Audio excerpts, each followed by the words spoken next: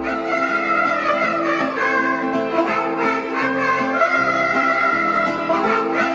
need to build a wall, and it has to be built quickly.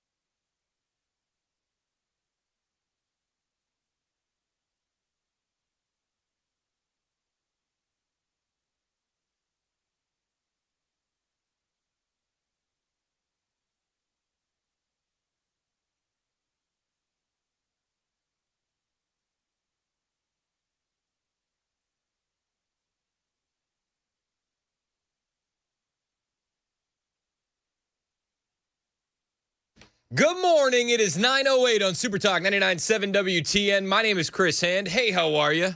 Show's brought to you by Better Water LLC, water filtration systems, water softeners. You get those at betterwater.com. You can listen to the show anywhere. We're on iHeartRadio. We're on TuneIn. We're on the FM dial every Monday through Friday, 9 to 12 Central. We're so excited to be with you guys on Rumble and YouTube as well. Hit like, hit subscribe. Got a lot of kids. And a guy just told me on the text line, if I plan to eat at the Atlanta Braves Stadium this evening with the boys, I need to take out a loan. That's why you got to hit the varsity, man. I'm telling you. I know. We're going to hit it either on the way in or the way out. So we surprised my oldest son. He's got a birthday next week. He's a big baseball fan, wanted to go to a major league game. So we surprised him. And we're taking my two boys and me. I'm taking the two boys tonight to Atlanta for the Braves-Mets game. So we're pumped. We're big pumped. The kids are so excited. Heck, yeah, that sounds like a solid dad move. Yeah, it's going to be a blast. Yeah, so they played on the Mets. That was their last Little League team. So we let him open up a couple gifts this morning. And the first one was his old Mets hat. So we didn't say anything. Nice. And he thought we were just messing with him. And then the second one was a Braves hat. And he was like, oh, cool, I don't have a Braves hat. And then the third one was a packed bag. We said we're going to the Braves-Mets game tonight. So pick which hat you want and give the other one to your little brother. I'm glad it was that, and we're going to drop you off at spring training. You either make a team or we don't love you. Well, I thought it was you're on your own. Get out of the house. I've told him if he doesn't make a Major League Baseball team, it's going to be disappointing. So he knows that there's that pressure there. Disappointing to who? Disappointing to me. I got to retire, man. We need that baseball money. Let us say. This is one of the things about having 4 kids. We're really rolling the dice, hoping one of them hits it big and can take care of mom and dad. It's more of an insurance policy than anything else. Hand would look pretty good on the back of a jersey, I have to say. It would look based. No, the boys, we're so excited, man. We're going to have a great time. And I thought that was going to be the most exciting thing of the day. I really did. Like I was looking at this show, and I know we have the Trump announcement coming at noon Eastern, 11 Central. We're going to cover that live. That's going to be exciting. I'm not sure what it is. We got Monica Paige on at 10:05. She's going to break it all down for us live from the White House. What is going on in D.C.? And then I thought that was kind of like I thought the excitement was maxed out. I thought we had peaked. That was until I get into the car and I hear the newscast from one Sam Rutherford, who was doing a bang-up job, and I find out that John Bolton's home has been raided, and I was like, Lord, why do you watch these blessings over me? I'm overjoyed. I'm overjoyed. John Bolton the neocon with the mustache, just in case you're keeping score at home. His home has been raided by the FBI, and moments before the raid, Kash Patel posted on Twitter. He posted, "No one is above the law," right? Isn't that what he posted? No one's above the law. Based and Patel pilled. This is how Fox News covered the raid live. The probe dropped when Joe Biden became president. So is this picking up where that left off, David? It's possible. I don't know with 100% certainty, but it is notable, guys, that John Bolton, Ambassador Bolton's security clearances were stripped earlier this year by President Trump. Tulsi Gabbard, the director of national intelligence, took that security clearance away. They had concerns. The administration had concerns about Ambassador Bolton still being able to access some of these documents and have some of those security clearances. It's also notable that John Bolton had a security detail as well. Because of the threats from Iran on his life, that security detail, that government federal paid security detail, was also taken away by President Trump. So you see, if you're watching on YouTube or Rumble, you're seeing the video where you have all the federal vehicles in the driveway of John Bolton's home. One can only hope that they're rifling through his wife's underwear drawer, much the same that the FBI rifled through Melania's drawer. But we're learning a lot very quickly. FBI Deputy Director Dan Bongino on the raid saying public corruption will not be tolerated. Legal expert Jonathan Turley weighed in on Fox News as well, and he didn't have a good diagnosis for what John Bolton's looking at. He says that this could result in a decade in prison or more for John Bolton, which is wild. And we'll let Jonathan Turley explain it more. It is intriguing here because these are long-standing allegations that the book indicated or referenced classified material that he may have acquired when he was in the administration. We're not clear as to what that is, but it would suggest that it could be national defense information.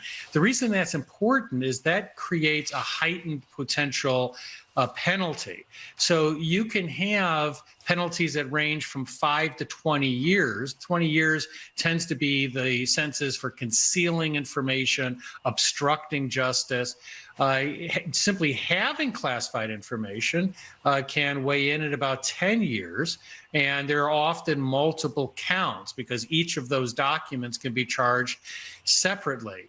So there is a strange history here. So you had these allegations coming out as early as the first Trump administration. Then there was an allegation that the Biden administration essentially scuttled a further look at this case. Right. And now we have this new development. But we really don't know if there's something that has occurred most recently, whether they uncovered something that they believed is sort of evergreen, that this is still a viable criminal case.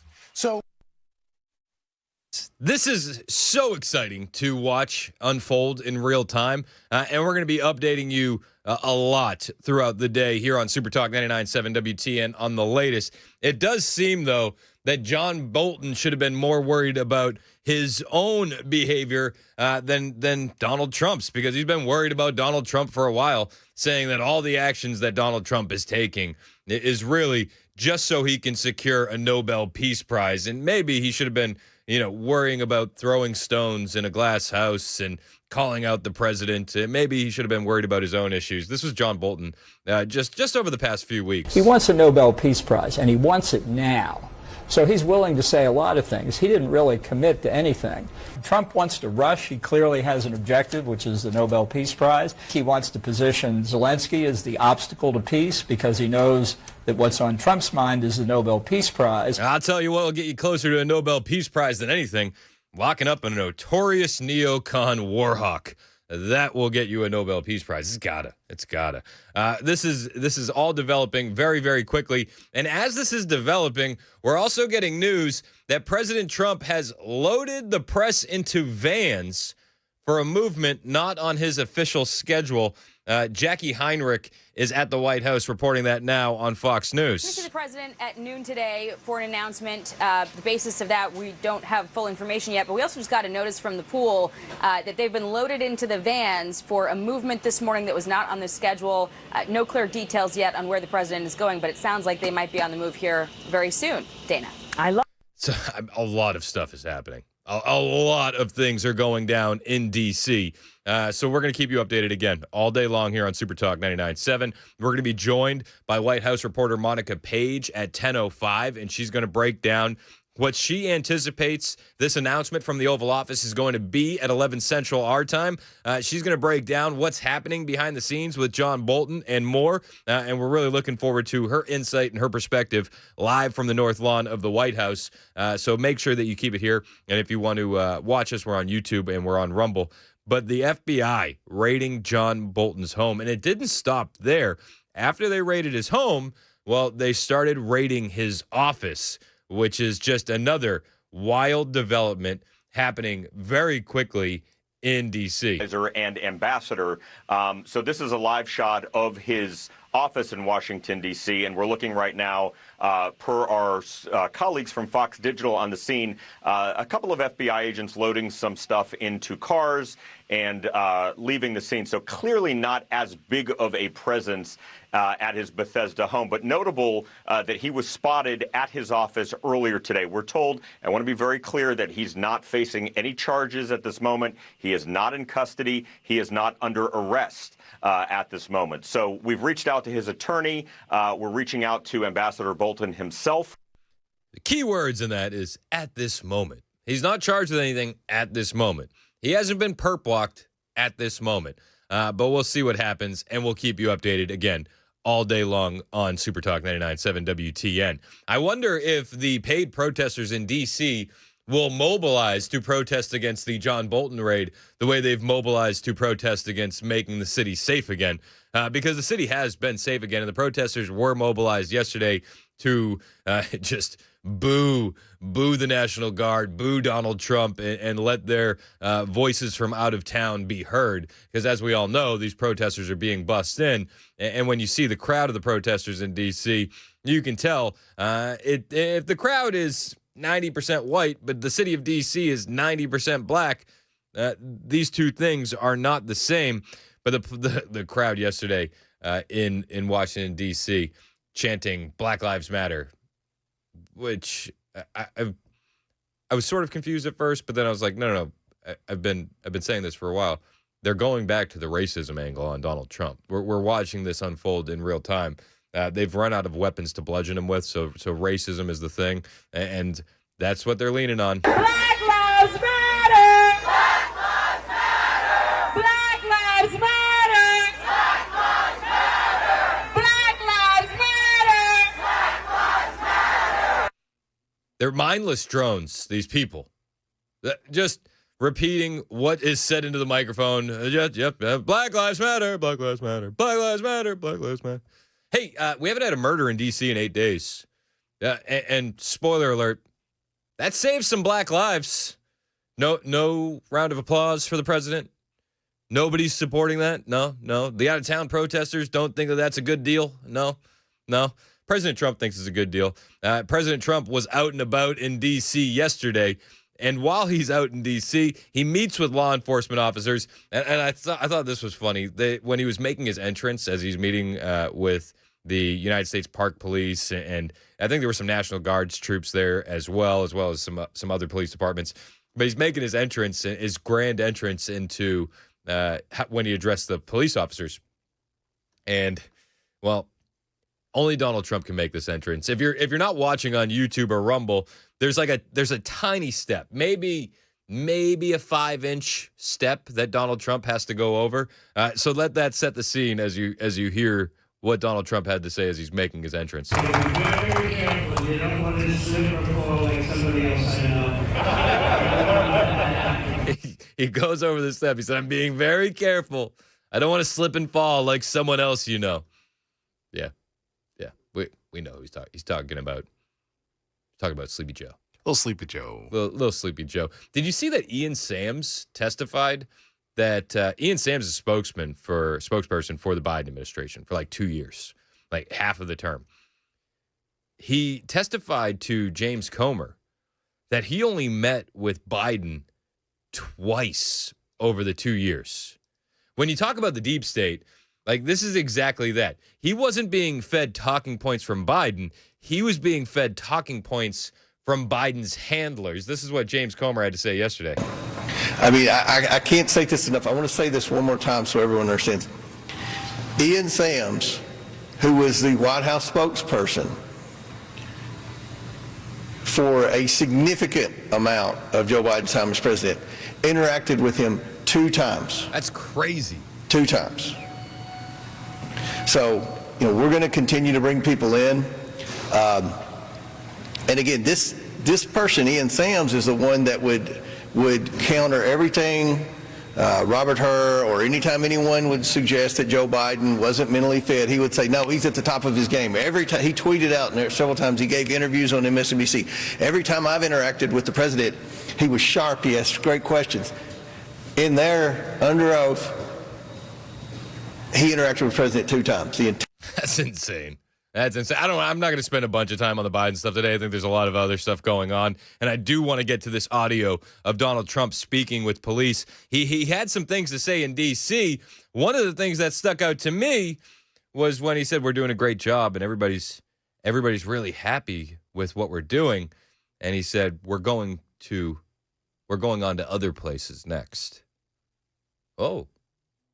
Made my ears perk up. I'll bring you the comments from Donald Trump when he met with police on the way. Plus, don't forget, Monica Paige joins the show live from the White House North Lawn at 10:05 to break down all the happenings in D.C. And we will be covering live that special announcement from Donald Trump live from the Oval Office at 11 Central our time. A lot to get to today. It's going to be a busy show. Appreciate you being here, however you're listening, right here on Super Talk 99.7 WTN.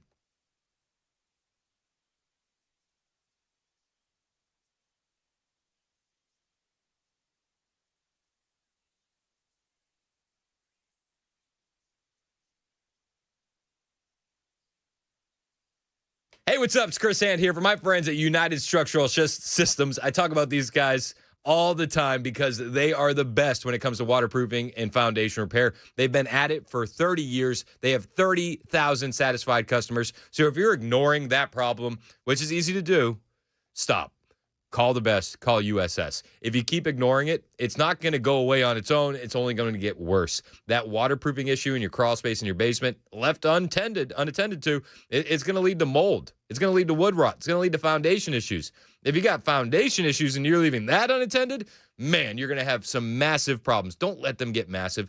Deal with them right now. Call United Structural Systems. Whether it's foundation repair or waterproofing, these guys are going to stand behind their work with warranties you can trust. Locally owned, 30 years in the game. If you see the signs, don't wait. Call USS today. 615-488-7855. 615-488-7855. And you can always find them online, USSTN.com.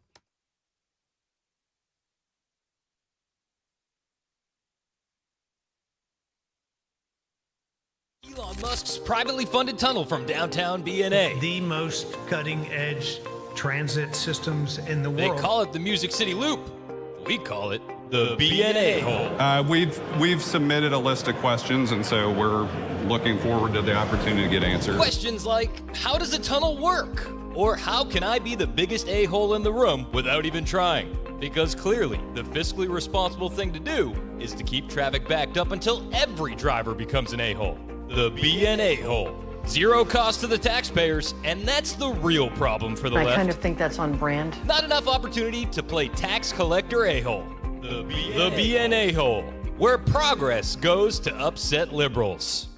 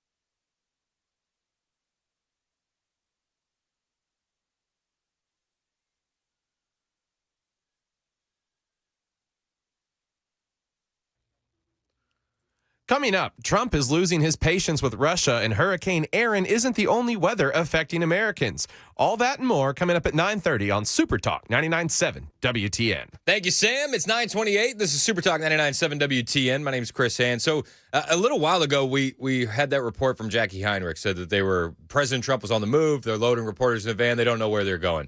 I've got an update on that.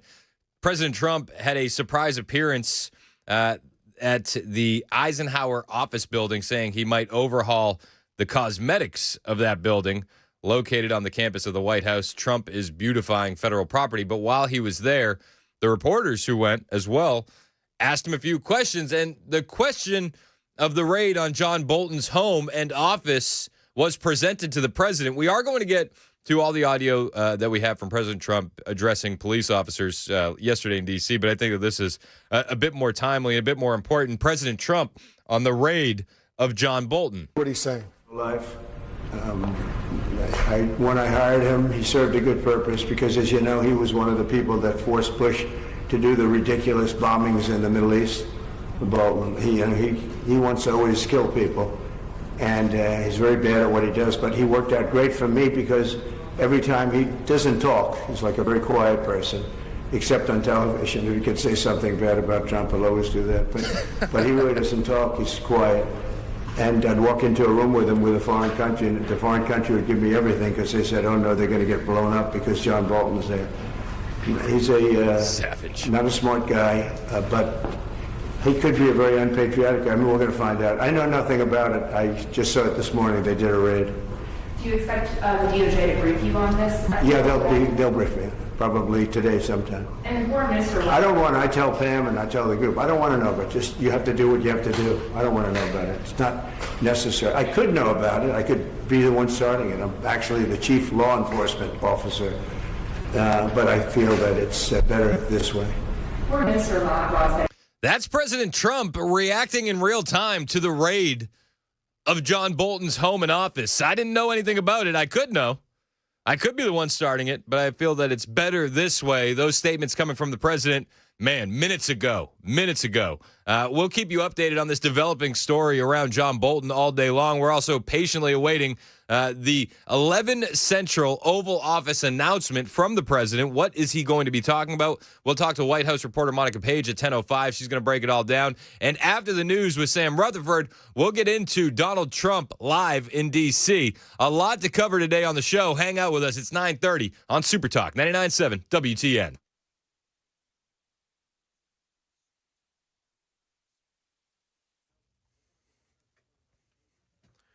Good morning. It's 9:30, and I'm Sam Rutherford with your top stories. President Trump is appearing to lose some of his patience with Russia this Friday after new comments from President Putin's foreign minister suggest that a meeting between Ukraine and Russia that Trump has been promising will not happen anytime soon. ABC's chief Washington correspondent Jonathan Karl has more. Zelensky is accusing Moscow of trying to wriggle out of the need to hold a meeting, saying bluntly they do not want to end this war.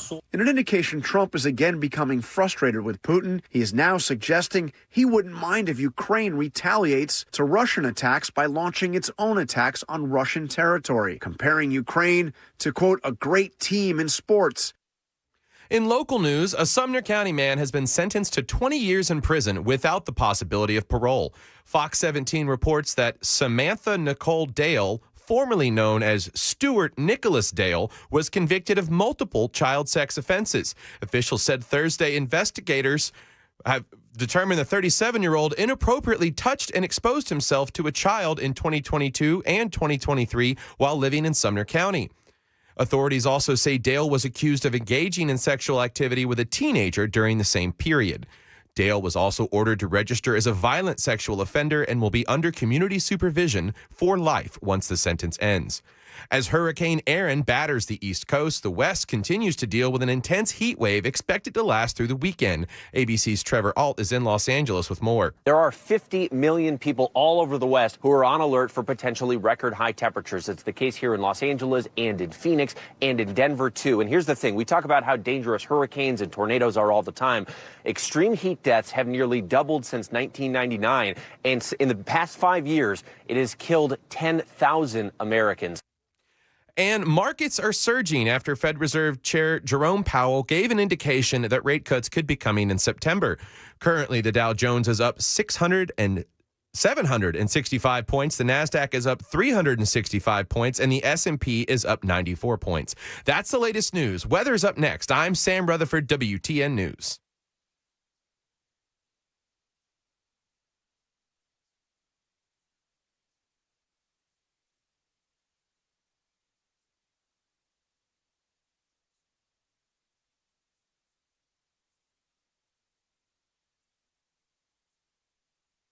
Back to school season with Busy Bee Plumbing, Heating, and Cooling. My name is Chris Hand. I love the guys over at Busy Bee, and they're bringing the buzz with big savings and sweet giveaways to kick off your school year. If you got septic issues, don't wait. Right now, you can get 15% off any septic work, main drain lines, or whole home repipes just in time for the new school year. If you upgrade your HVAC system, man, you're going to be entered to win the Healthy Hive giveaway.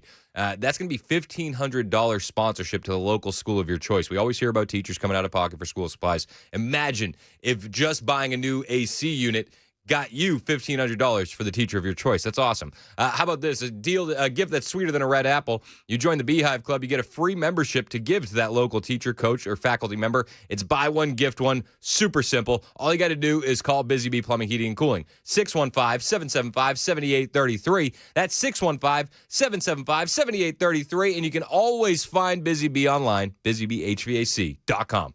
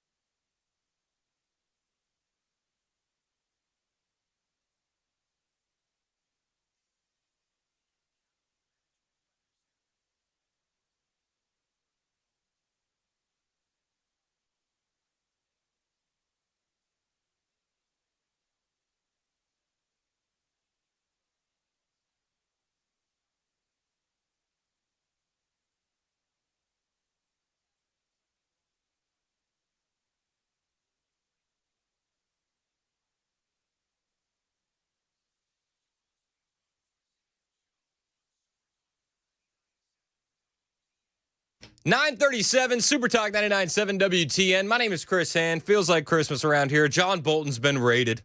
That's awesome. It's so good. It's so good. As updates become available, we'll have them for you. All we know right now is that his home and his office have been raided. Federal agents parked on the grass at his house. Did you see that? So good. So good. I hope he's one of those guys that gets just irritable about his lawn.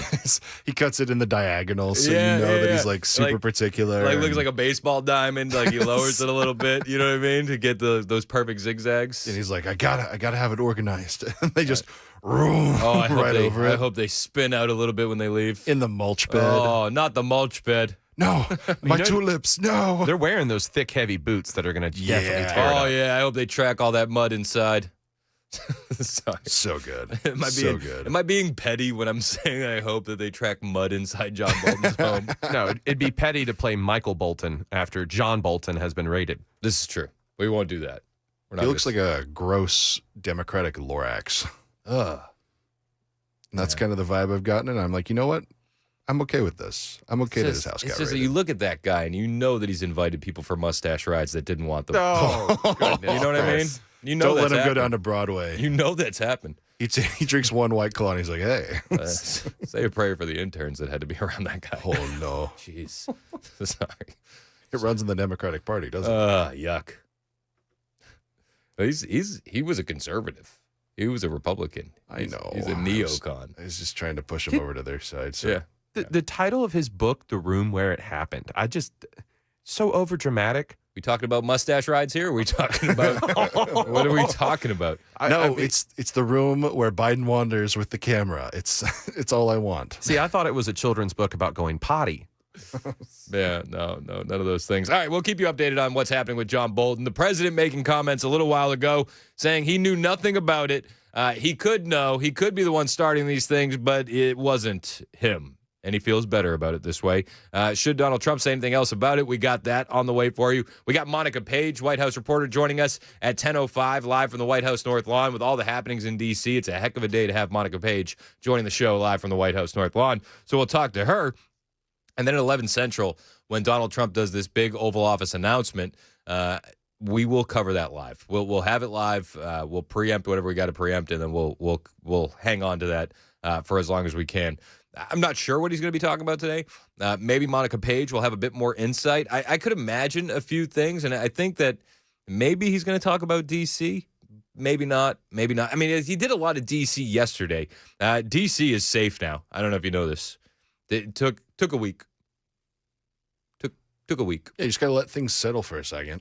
And to all the protesters that are out there very upset, and they're very upset. People are running around D.C. taking pictures with the National Guard. Like, the people in D.C.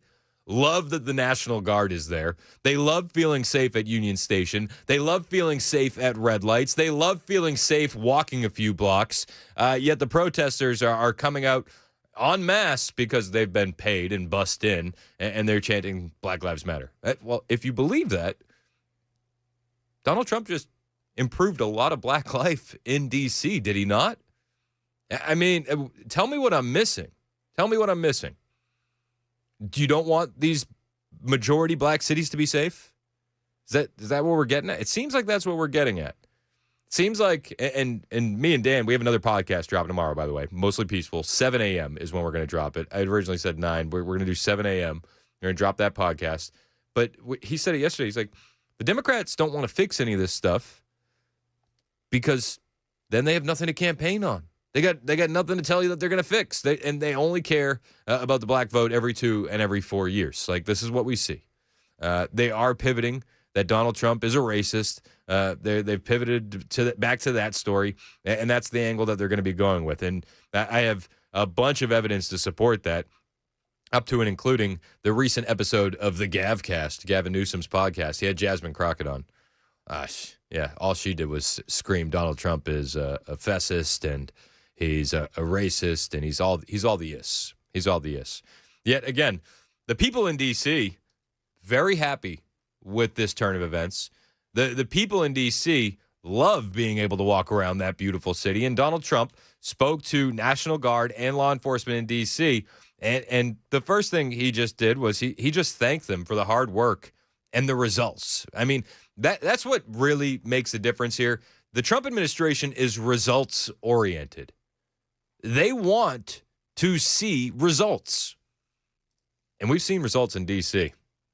Thank everybody very much for being here. I wanted to do this. We've had some incredible results. The results have come out, and it's like a different place. It's like a different city. It's the capital. It's going to be the best in the world. We're going to do what you're doing with law enforcement, and very importantly also, we're going to physically do it. We're going back to Congress for some money, and we're going to redo a lot of the pavement, a lot of the medians, a lot of the graffiti's all coming off real fast. It's going to come down real fast. We're working with Clark Construction. They're one of the big ones. They're the biggest here by far, actually.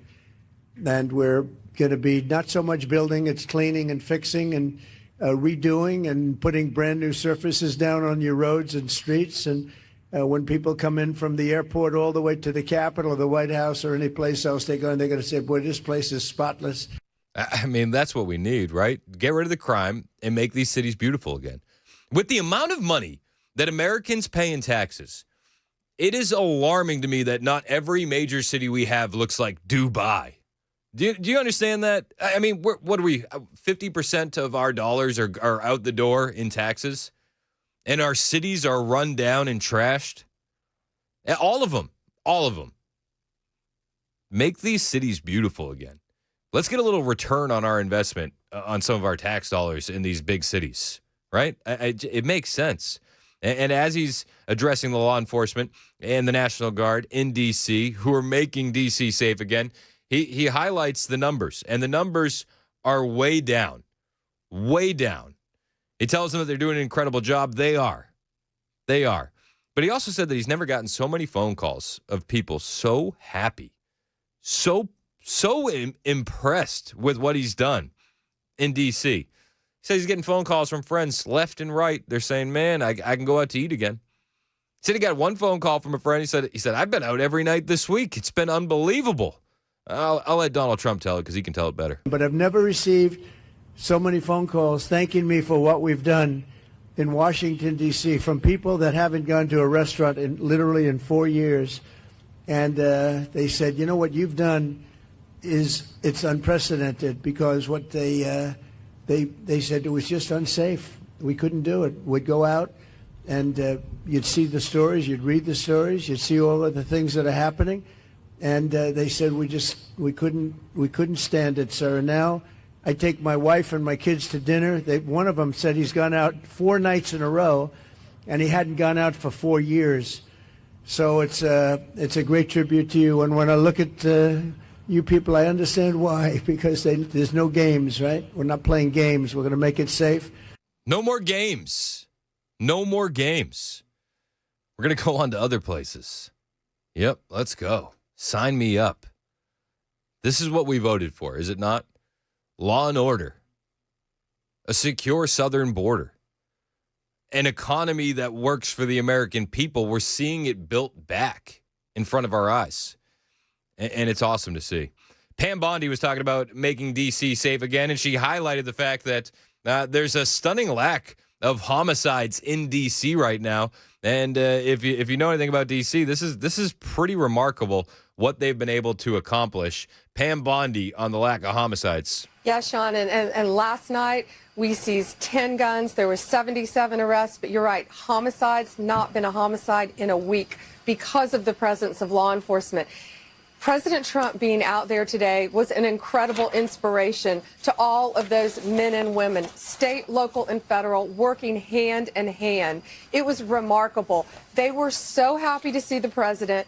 They are working so hard. I know so many of them now on a first-name basis because I've been out there almost every night with them. The president was giving them burgers and pizzas, and they loved it, thanking them because no one in this country will love our law enforcement more than Donald Trump, and they see that, they respect it, they appreciate it. Yeah, I mean, you could tell that was the vibe on the ground while Donald Trump was visiting with the National Guardsmen and the police in D.C. And there hasn't been a homicide in 8 days thanks to these law enforcement officers. Unbelievable. Now, while the law enforcement officers are doing a great job, and Donald Trump and his administration are doing a great job, we're still up against it. We still have radical leftist prosecutors, AGs, and, yes, judges. Which leads me to our next story. A Biden-appointed judge has released all of the wild youth that assaulted one Big Balls. Yeah, the Doge staffer who was assaulted when he saved a woman who was being carjacked. All of the teens that assaulted him have been released. Oh, great. It's exactly what you should do with criminals who violently and viciously assault people while attempting carjackings, right? The two teens who were charged in that attempted carjacking and beating of a former Doge staffer earlier in August, this is from the Post-Millennial, were released on orders from a Biden-appointed D.C. Superior Court judge, Kendra D. Biggs. Miss Biggs let these violent offenders out, back onto the streets. To offend again? Possibly.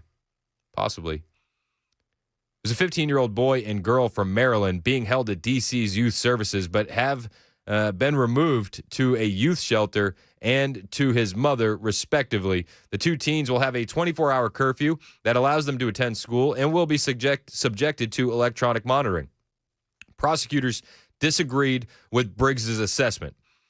The fact that this court is stepping you down from Youth Services Center is a serious step, the judge told the teens, who have been charged with attempted carjacking and the beating of software engineer Edward Korestein, or Big Balls.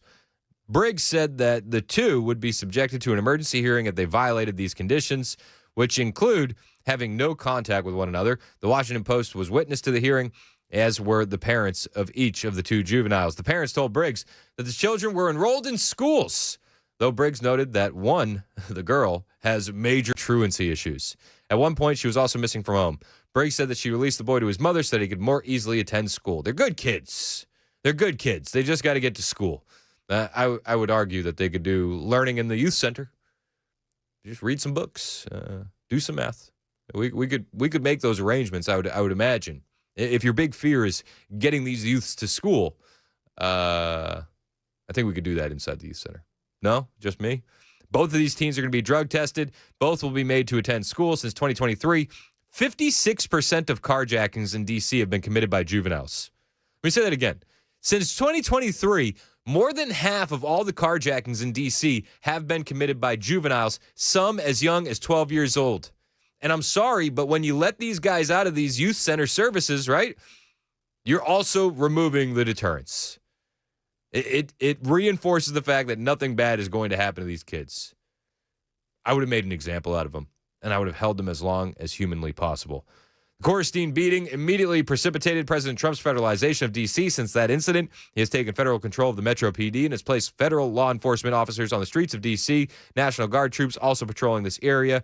Earlier this summer, we had congressional interns shot near a Metro D.C. subway stop, and since Trump's takeover, there's been 8 days now without a homicide in D.C. Liberals will still protest this. Don't get in the way of your enemy when they're making a mistake. Just smile and nod. It's 9:51. This is Super Talk 99.7 WTN.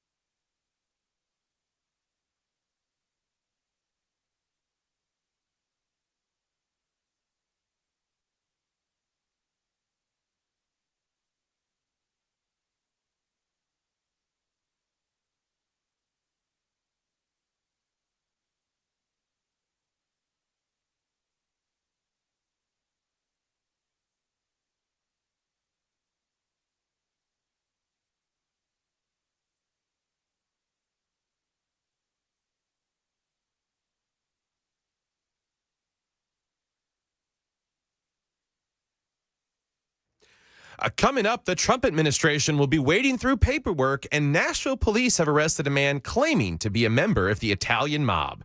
Coming up at 10 o'clock on Super Talk 99.7 WTN. That sounds like fake news. I was under the impression the mob is just an idea. It's like Antifa. It's not real. It's a theory. It's a theory. That's all it is. Sam's crushing it in the news department. My name is Chris Hand. Show's brought to you by Better Water LLC, water filtration systems, water softeners, betterwater.com. We got Mason Fleming producing.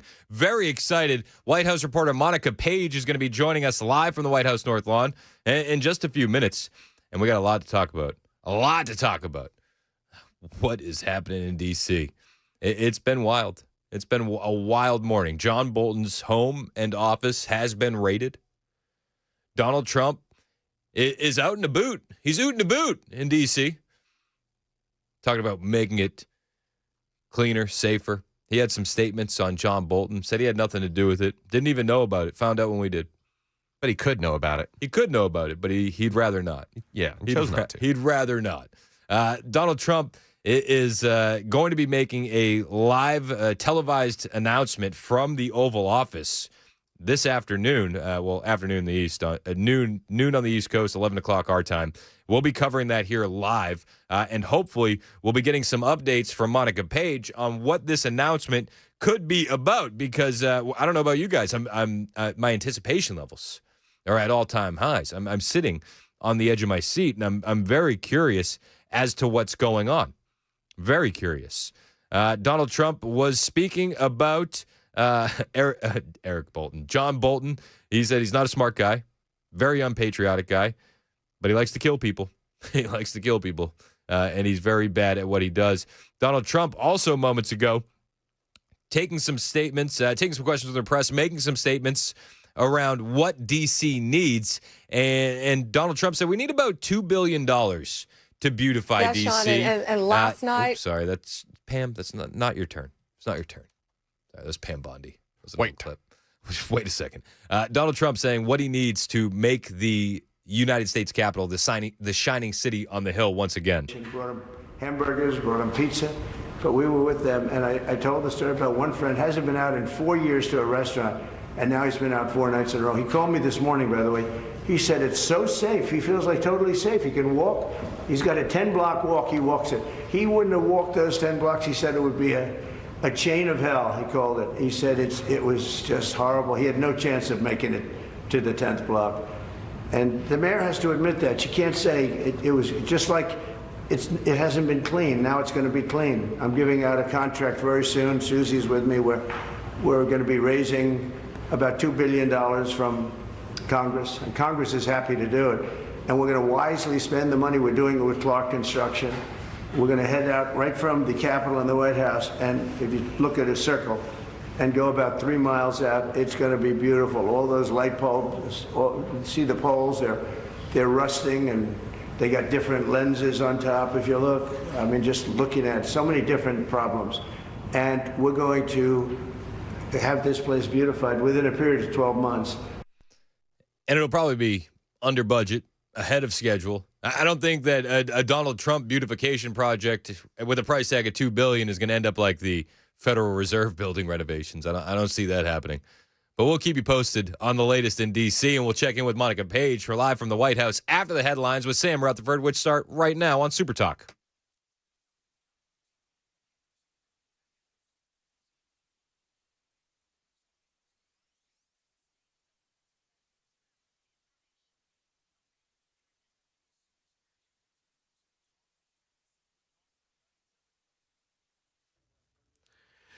Good morning. It is 10 a.m., and I'm Sam Rutherford with your top stories. The Trump administration is reviewing all 55 million visa holders for any violations as the crackdown on illegal immigration heightens. WSMV4's Alexandria Adams explains. The Trump administration is saying they want to make sure that no one is using a visa to be in the U.S. that is breaking the law. Now, so far, more than 6,000 visas have been revoked already this year, and that's nearly 4 times as many than last year. In other national news, Secretary of Defense Pete Hegseth has signed an order authorizing National Guard troops deployed in D.C. to carry weapons if their missions require it, according to ABC News. This order will pave the way for nearly 2,000 troops now mobilized to expand their operations significantly. Also breaking this morning, Donald Trump has stated he will fire Reserve Governor Lisa Cook. You're going to fire Lisa Cook, the Fed governor, over her mortgage I'll fire her fraud? if she doesn't resign, yeah. What she did was bad, so I'll fire her if she doesn't resign. More in national news, the state of Missouri could be the next place we see redistricting. President Trump signaled in a Truth Social post, "The great state of Missouri is now in. I'm not surprised. We're going to win the midterms in Missouri again, bigger and better than ever before." He later said in a radio interview on the same day that Missouri, Indiana, and Florida are the next GOP-controlled states he believes will redraw congressional maps, aiming to add Republican seats. Continuing the national news trend, the embattled chair of the Federal Reserve speaks today in Wyoming. Investors will listen carefully for a plan about interest rate cuts. ABC's Brian Clark has more. Last month, Fed Chair Jerome Powell said the central bank will make decisions based on the incoming data, the evolving outlook, and the balance of risks. He did not mention pressure from the White House, and President Trump's been vocal in calling on the Fed to cut interest rates.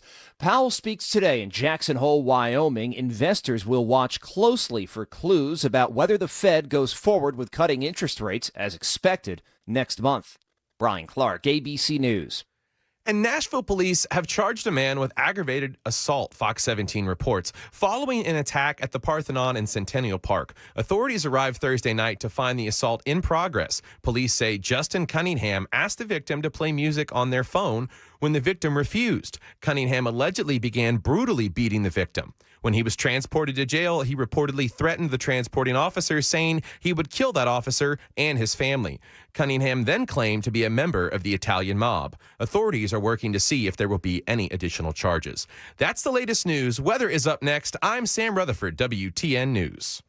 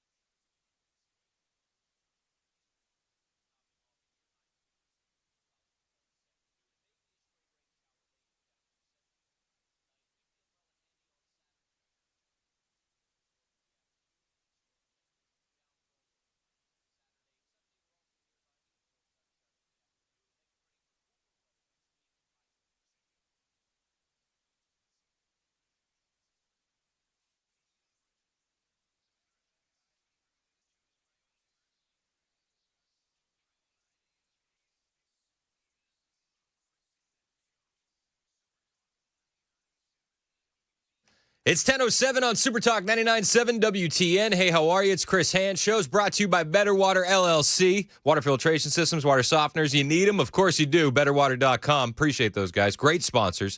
Very excited, blessed to have a guest like Monica Paige with all the happenings in D.C. today. So without further ado, let's go beyond the fence.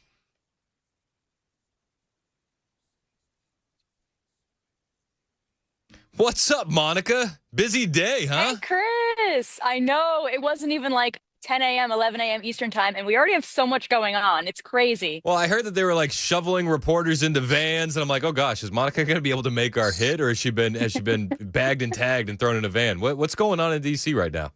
That was me yesterday, Chris. I actually was in the motorcade for the first time yesterday. It was the coolest thing ever. Yeah, I had tears in my eyes because I was like, wow, this is just the coolest thing ever. Like, nobody gets to do this. It was awesome. Okay, hold on. No. Before we even get into today, what is it like being in the motorcade with the president, and how did you get in the motorcade? So we were New Media Pool on behalf of Frontlines of Turning Point USA. We got to be following the president around essentially with whatever that he was doing yesterday. And it just so happened that yesterday he was doing this off the record stop, which he announced that he was doing not like necessarily a ride along, but he was going to see downtown Navy Yard because of the DC crime. And then he went to the DC Park Police headquarters in Anacostia, where he gave some nice remarks to some of our nation's law enforcement and handed out pizza and burgers. And I got to go into the press van along with the motorcade. And let me tell you, we fly. We are going like, we are passing through all the red lights. We are just flying. There's no traffic. It is the coolest thing. And I couldn't get enough. I'm like, oh man, this trip is only 20 minutes long. Like, I wish it was a lot longer. It was really, really cool. Well, yeah, you could get used to traveling like that, I'm sure. Yeah. All right. Exactly. That is so cool. You get to do a lot of cool stuff. I'm honestly jealous. What was it like being there while President Trump was meeting with the National Guardsmen and the police officers? Well, to see such a large turnout and to see, you had the ATF, the HSI, you've had the National Guard, you have Homeland Security, you have just a bunch of different military branches as well that were also there, and police enforcement. It was really sweet to see the enthusiasm that they have for the president. They're excited to see what more that he does for this city. I actually saw some of the police members FaceTiming their kids and showing them, President Trump is speaking to us. It was a really, really sweet moment. And the fact that he bought 100 large pizzas from Wise Guys Pizzas, had the White House cook up hundreds of burgers to hand out to these guys, it just truly shows that he cares. And this is just a common theme. I mean, even on the campaign trail, we saw the president handing out pizza boxes to our firefighters, visiting our law enforcement, making these stops on the road, and they're off the record stops. They're not on the schedule. So we don't know what's happening. And then we'll get a text message saying, okay, get ready to leave in 30 minutes. We're going to go do something off the record. We don't know what it is yet. So it's kind of like, you never know how long this is going to be, what it's about, who this is for. And it was just such a surreal experience to be able to travel with the president and just be able to see the enthusiasm, especially among our nation's law enforcement. Yeah, no, that's so cool. I'm honestly jealous. What's DC been like this past week? We can take the opinion of the left and feel like a dictator's taken over, or we can hear the honest truth from you. And I would prefer the honest truth from you. What's the vibe on the ground in DC? Oh, it is quiet. This is the most quiet I think I've ever seen. And I've only been here in DC for a couple of years, but it has been very quiet. And it's nice. It just feels like I don't have to have my head on a swivel anymore. Like, I can travel on the metro without having to worry about anybody trying to mug me. It just feels a lot. The atmosphere feels calmer almost. And we know there hasn't been a single homicide in a week. Carjackings are down 83%. Violent crime in itself is down 22%, which is crazy. But the left likes to say, but we had a 30-year low in crime. But if you take a look at the numbers, President Trump is doing everything that he can to make the streets safer for families, for women. And he made that promise also on the campaign trail. He told women, he goes, I'm going to protect the women. I am your protector. Yep. And this is exactly what we're seeing. So it feels great to be in DC, honestly. Now, yesterday, while he was with those police officers, he did make a little bit of a comment that if you blinked, you missed. He said, we'll be on to other cities. We'll do this in other cities. Have you heard anything about that? What the White House is thinking, what they could do in other cities to make them safe, like they've done with D.C. in record time? I would love to see more of this in other cities. So when people want to go visit some of these most beautiful cities, they don't have to feel like they're unsafe. I'm interested to see when that comes. We know how quickly the president works, so it wouldn't surprise me if he already, gets a move on things as soon as maybe next week or two, I'd say, starts mobilizing police in other cities. I think he's looking at New York. I think he's looking at Chicago. I think he's looking at Los Angeles, especially with all those ICE protests as well. So stay tuned for that. I think there's going to be a lot more where that came from. Perfect. Well, if you catch the president's ear at all, let him know Memphis could use some help as well. So really could. We're talking with Monica Paige. She's our White House reporter. She's reporting live from the White House North Lawn right now. And we got news late last night. There's going to be a big announcement inside the Oval Office today. What do you know about that? And are you going to be in the room for that announcement? Unfortunately, I won't. I'm not the press pool today, but it could be anything. I mean, we have Jerome Powell making remarks today, so it could be something about the Fed rates. It could be an update on Ukraine, Russia. It could honestly be anything, Chris. I'm not really hearing anything. The White House is doing such a great job of keeping things on the low. But I think this is going to be one of those instances where we all find out together at one time. So I am definitely going to be glued to the screen trying to see what he says. Likewise. And we'll be covering that live, airing it on Super Talk for everybody in the listening audience. We'll have that at 11 o'clock Central when President Trump goes live from the Oval Office. Right now, we're talking with our White House reporter, Monica Paige. And I'm watching your angle on the stream. You're in a different spot at the White House than you usually are. Yeah, I am. So I usually use the One American News tent because they're so gracious to let me borrow it when I do these hits with you. But today they're a little busy. So I'm out here in the dirt. I'm a dirt bro today, but I love this view. I prefer this view than the other one because you get more of the big, beautiful White House. No, it looks immaculate behind you. I mean, you see the flagpoles up. Everything looks gorgeous. And Trump's been putting a lot of work into that White House. Yeah, and I don't think the work's going to stop either. We actually just heard him this morning. He went across the street to the People's House Museum, and this was another off-the-record stop. Nobody knew this was going to happen until he just, I guess, woke up today and said, I want to go to the museum. So he went, checked it out, and said, he teased ahead that there's going to be more renovations coming, not necessarily maybe to this White House, but next door to the Eisenhower building where some of Trump's advisors and other members of the White House have their offices in there. I think he's looking at making some more renovations, maybe updating it. I mean, it's a very, very old building dating back to like the 1800s. So we're interested to see what those renovations could look like and how soon those might come as well. Yeah, well, it'll probably be under budget and ahead of schedule like most other things with the president. What are you hearing on the latest with Jerome Powell, with the Fed, with the economy? What's the White House saying? Many suspect that he will lower the rates this time, but fingers crossed that he actually listens to the public and listens to the president. I believe those remarks are coming this afternoon. And I know that the president has voiced his real disapproval with Jerome Powell because this is something that should have been done a long time ago. Of course, he lowered them when Joe Biden, right before he left office, but he still hasn't lowered them now that Trump's in office. Inflation is cooling, jobs are up, unemployment is down. I mean, these are all positive signs. People want to get a head start on their futures, and Jerome Powell's been playing politics with it. So today should be a good day. We're hoping that something positive comes out of it, and we are looking forward to seeing what the president has to say about it as well. Yeah, no, I'm looking forward to it as well. I do have a question on who could be the next president. We're hearing a lot of talk about J.D. Vance running in 2028, and I wonder if you're hearing anything from inside the White House about that, because it seems like he's taken, at least over the past week, a more front-facing role in the White House. He kind of looked like he stepped back a little bit as all the Epstein stuff was breaking down, and I wondered if that was kind of to protect him from the fallout from that. But it seems like he's kind of jumped in front again. Are you hearing about 2028 when it comes to this White House, or is that out of sight, out of mind at the time? It's interesting that you mentioned that, and you have a good eye, Chris, because J.D. Vance is making a lot more stops now. He's traveling a lot more with the second lady, just traveling around. And this is something that is to prepare for 2028. I mean, you got to get ahead of the midterms, and this is the perfect way to do it. So J.D. Vance is making these moves now. A lot of people want to see J.D. Vance Marco Rubio ticket. A lot of people maybe want to see a J.D. Vance Tulsi Gabbard ticket. Trump is still very much Trump 2028, which is no surprise. And I think I would love to see that. I'd love to vote for him for a fourth time, which is great. But I don't know. I think the president has a lot that he's got to focus on now. And I think by the time midterms come around, I think that's when he'll start to, maybe you'll see some endorsements. Maybe you'll see some more vocal support. I mean, we know President Trump, he's a kingmaker. So I'm interested to see who some of the dark horses are in this 2028 race. It's funny when you say Trump 2028, because in my mind, the picture flashed of Trump inside the merch closet at the White House where he's grabbing a hat for Zelensky. And it reminded me, like, Just at the beginning of this week, this is how fast the news cycle moves. Just at the beginning of this week, we had all the world leaders descending upon the White House. What's that like from a security sense? Does security get tighter at the White House with all the extra world leaders, or is it still kind of the same protocol that you see every day?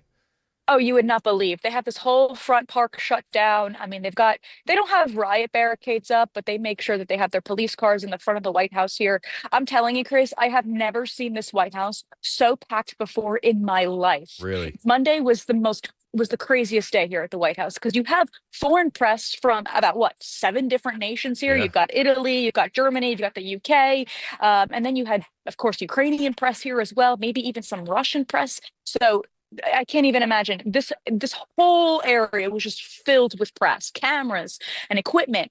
But it was a great day. That was an awesome time to see all the leaders come together and decide, we've got a common goal here that we want to accomplish. We want to stop the killing. We want peace. And they are very impressed with the way that President Trump is handling this. We know that a bilateral could be coming soon between Putin and Zelensky as well. The last time they met face to face was in 2019, but they were flanked by, I think, the leaders of Germany and France back then. But this could be, I don't know if it's going to be one-on-one. I don't know if they're going to have staffers from each respective administration there with them, but that could be really massive. And I kind of have a feeling that that's what this afternoon's remarks are going to be about, but I don't want to get ahead of it. I have no idea, but I just think it would be great to get an update on that. Yeah, no, that would be awesome. What's the vibe inside the White House when it comes to peace talks with Russia? Is it still hopeful? Is it cautious optimism, or is it just wait and see? It's definitely hopeful. It's definitely a mix of hopeful and cautious optimism. I think the president is hopeful that something can get done. It's just a matter of if the two come to the table and if the two are flexible with each other, that they will make the necessary concessions. I know that Russia's been eyeing the Donbass region in Ukraine. Ukraine's kind of been like, I don't want to give up any land. You have to make some concessions in order for there to be peace. So I think that's the cautious optimism that the president is looking at. Yeah, absolutely. We're talking with Monica Paige. She's our White House reporter, live from the North Lawn of the White House. She works with Turning Point USA and Frontlines. Fantastic reporter, Monica Paige, one of the best. And she always brings a story that we miss. And with this news cycle, there's always something that we're missing. So what's a story that deserves a little bit more attention, Monica, that isn't getting the attention it warrants?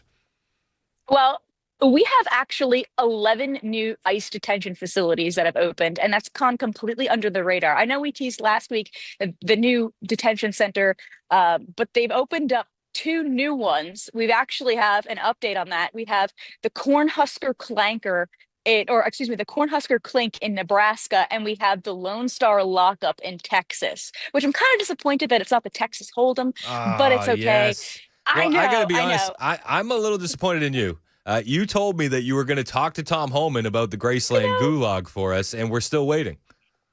Well, that's another update. That's another news story that's gone under the cycle. Tom Homan actually wasn't even here. He was touring these ICE facilities in Seattle, and he was pretty much all over the West Coast just this past week, checking out some of the members of ICE, some of our nation's law enforcement, and just reinforcing that this administration has their back, especially in the face of these ICE riots. We know Portland, Seattle, those have been some real hot spots for some serious violence. Yep. So Tom Homan went to go say, hey, listen, we support you guys. We'll do anything that we can to support you and keep up the good work. Yeah, ICE agents out there battling the idea of Antifa. It's wild to watch. But 11 new ICE facilities, that's a big deal. And do we see that the deportations are ramping up in this country? Are we getting to a spot where we're going to look around and be like, oh, wow, we're at full strength? Or do you still think that's a little bit further away, further down the road? Well, I think we're going to have that mix of more deportations and a mix of a crackdown on these visas. We have, 55 million visas in this country that people are overstaying. Trump's getting ready to crack down on that as well. So you're not only seeing deportations, but you're going to see these visas revoked, get out of here. If you're overstaying, if you're not doing anything to let yourself stay, you don't have a job, you're not getting an education, what are you doing? Yep. So I think we're going to see a mix of those things. Great stuff. We're looking forward to it. Monica Paige is one of the best reporters that you can find anywhere. She's at the White House pretty much every single day, and she's always worth a follow. Monica, where can we find you on social media? Thanks, Chris. You can follow me on X and Instagram at Monica Paige TV. We appreciate the time as always, Monica, and we'll check in with you next week as another whirlwind of the news cycle goes through. It's been insane. Thank you for the time. I appreciate it truly. Thanks, Chris. Thanks so much for having me every week. Absolutely. It's 10:22. This is Super Talk 99.7 WTN.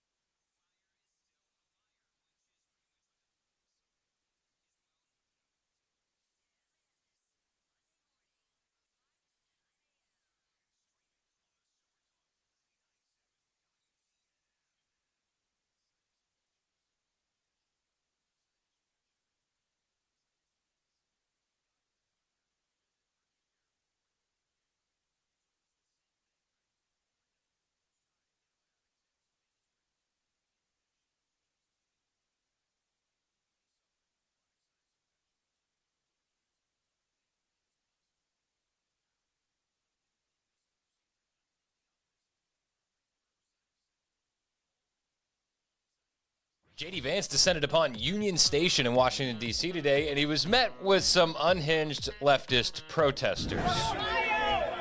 You beat fucking Nazis! In housing! In climate justice! Now, there's a couple ways that you can deal with radical leftist lunatics, but I want to highlight the method that J.D. chose today. This method is, of course, the all-encompassing point and laugh.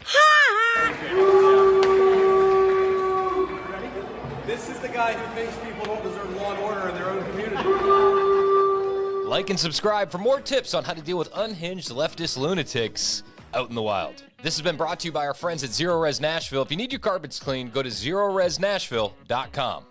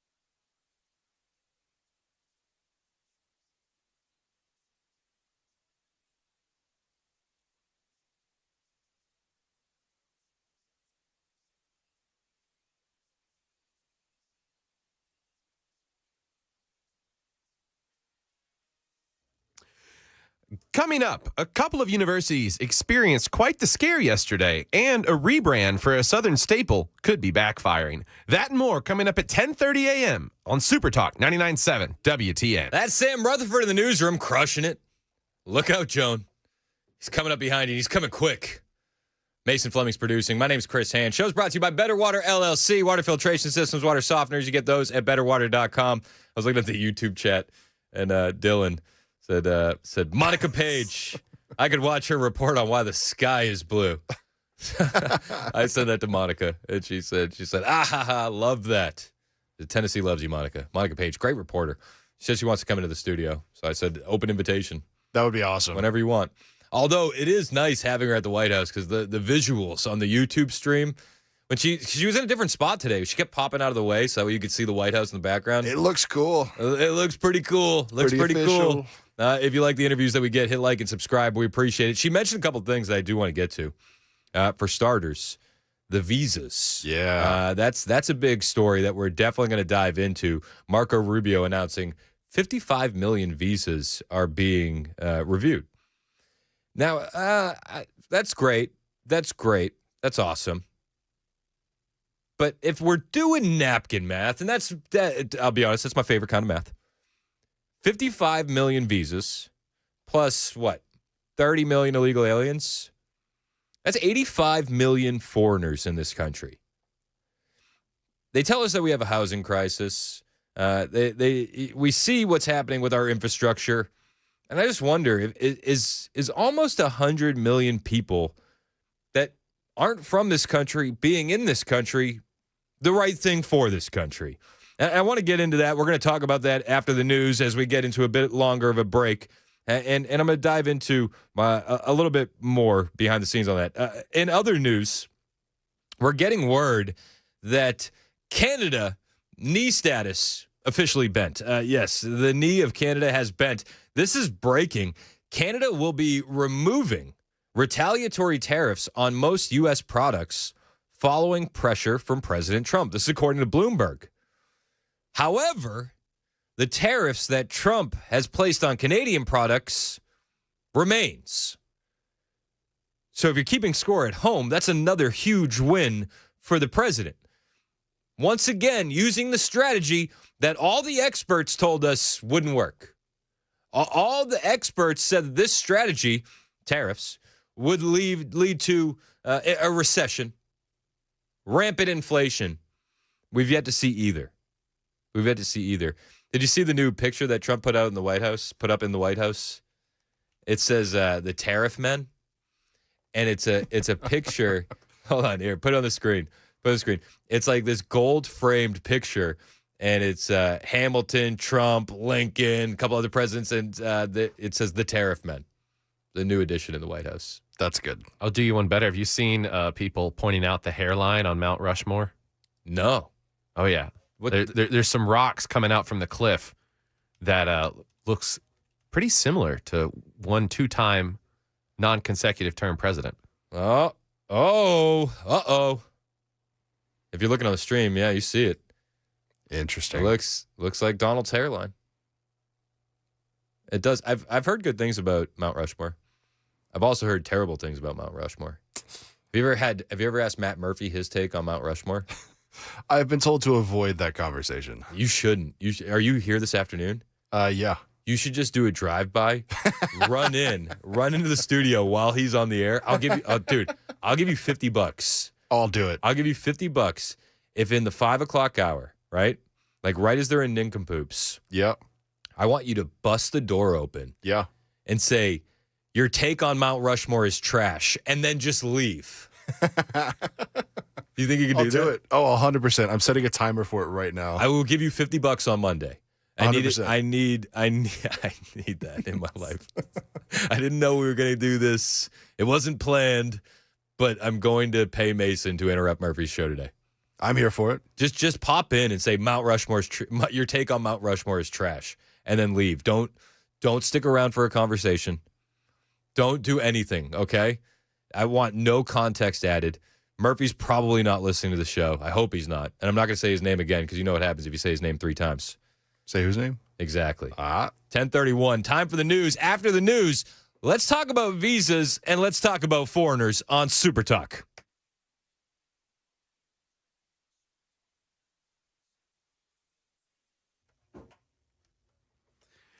Good morning. It's 10:30, and I'm Sam Rutherford with your top stories. Things are back to normal today on UT Chattanooga's campus after the school was locked down yesterday due to a report of an active shooter.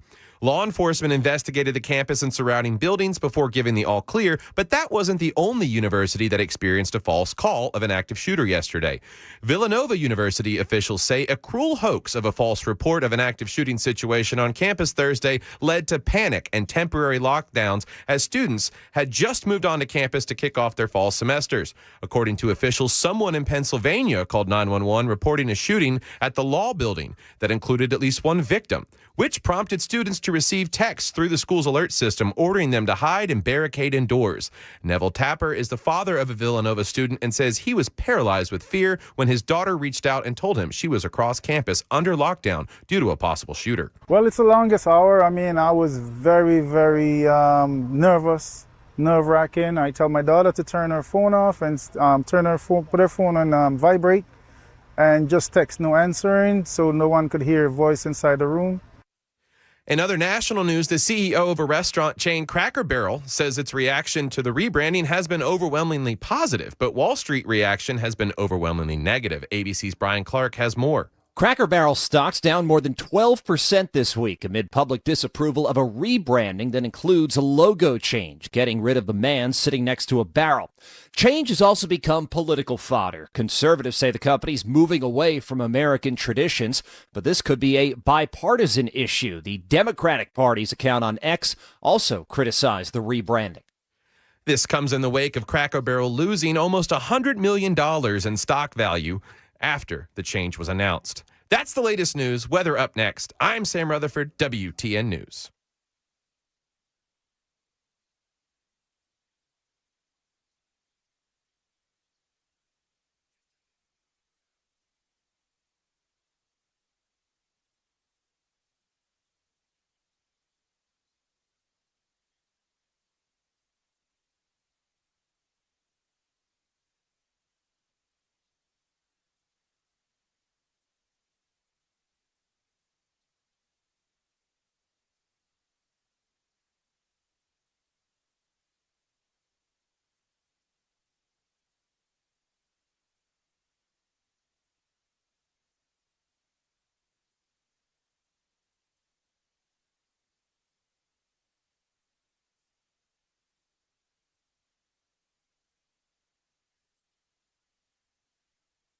Now, before you ask, I definitely voted for this. Okay. They didn't take Reese's or food stamps no more, no candy.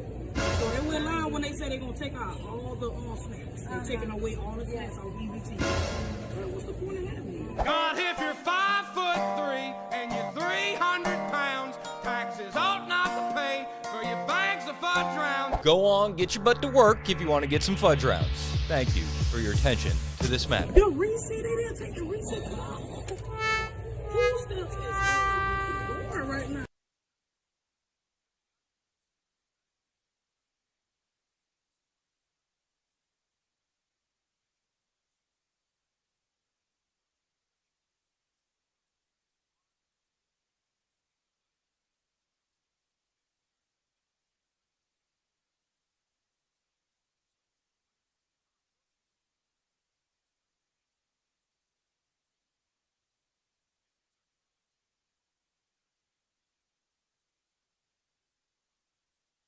Let's talk about the Democratic frontrunner for mayor of Minneapolis, shall we? His name is Omar Fateh, and he held a big rally in Minneapolis. And I don't know if you can tell by the video, but there's a stunning lack of American flags and a stunning lack of English being spoken at this rally.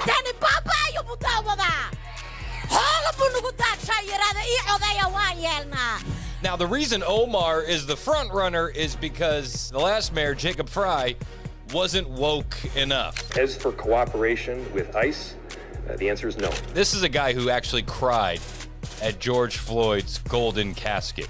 Still not woke enough. Now, the uproar online led to some great questions from one Charlie Kirk. I want to know what you think about it in the comments. Charlie says, how are these people bettering America? Does it look like these people in Minneapolis are assimilating to American culture? And then we have to ask a very important question. What is an American?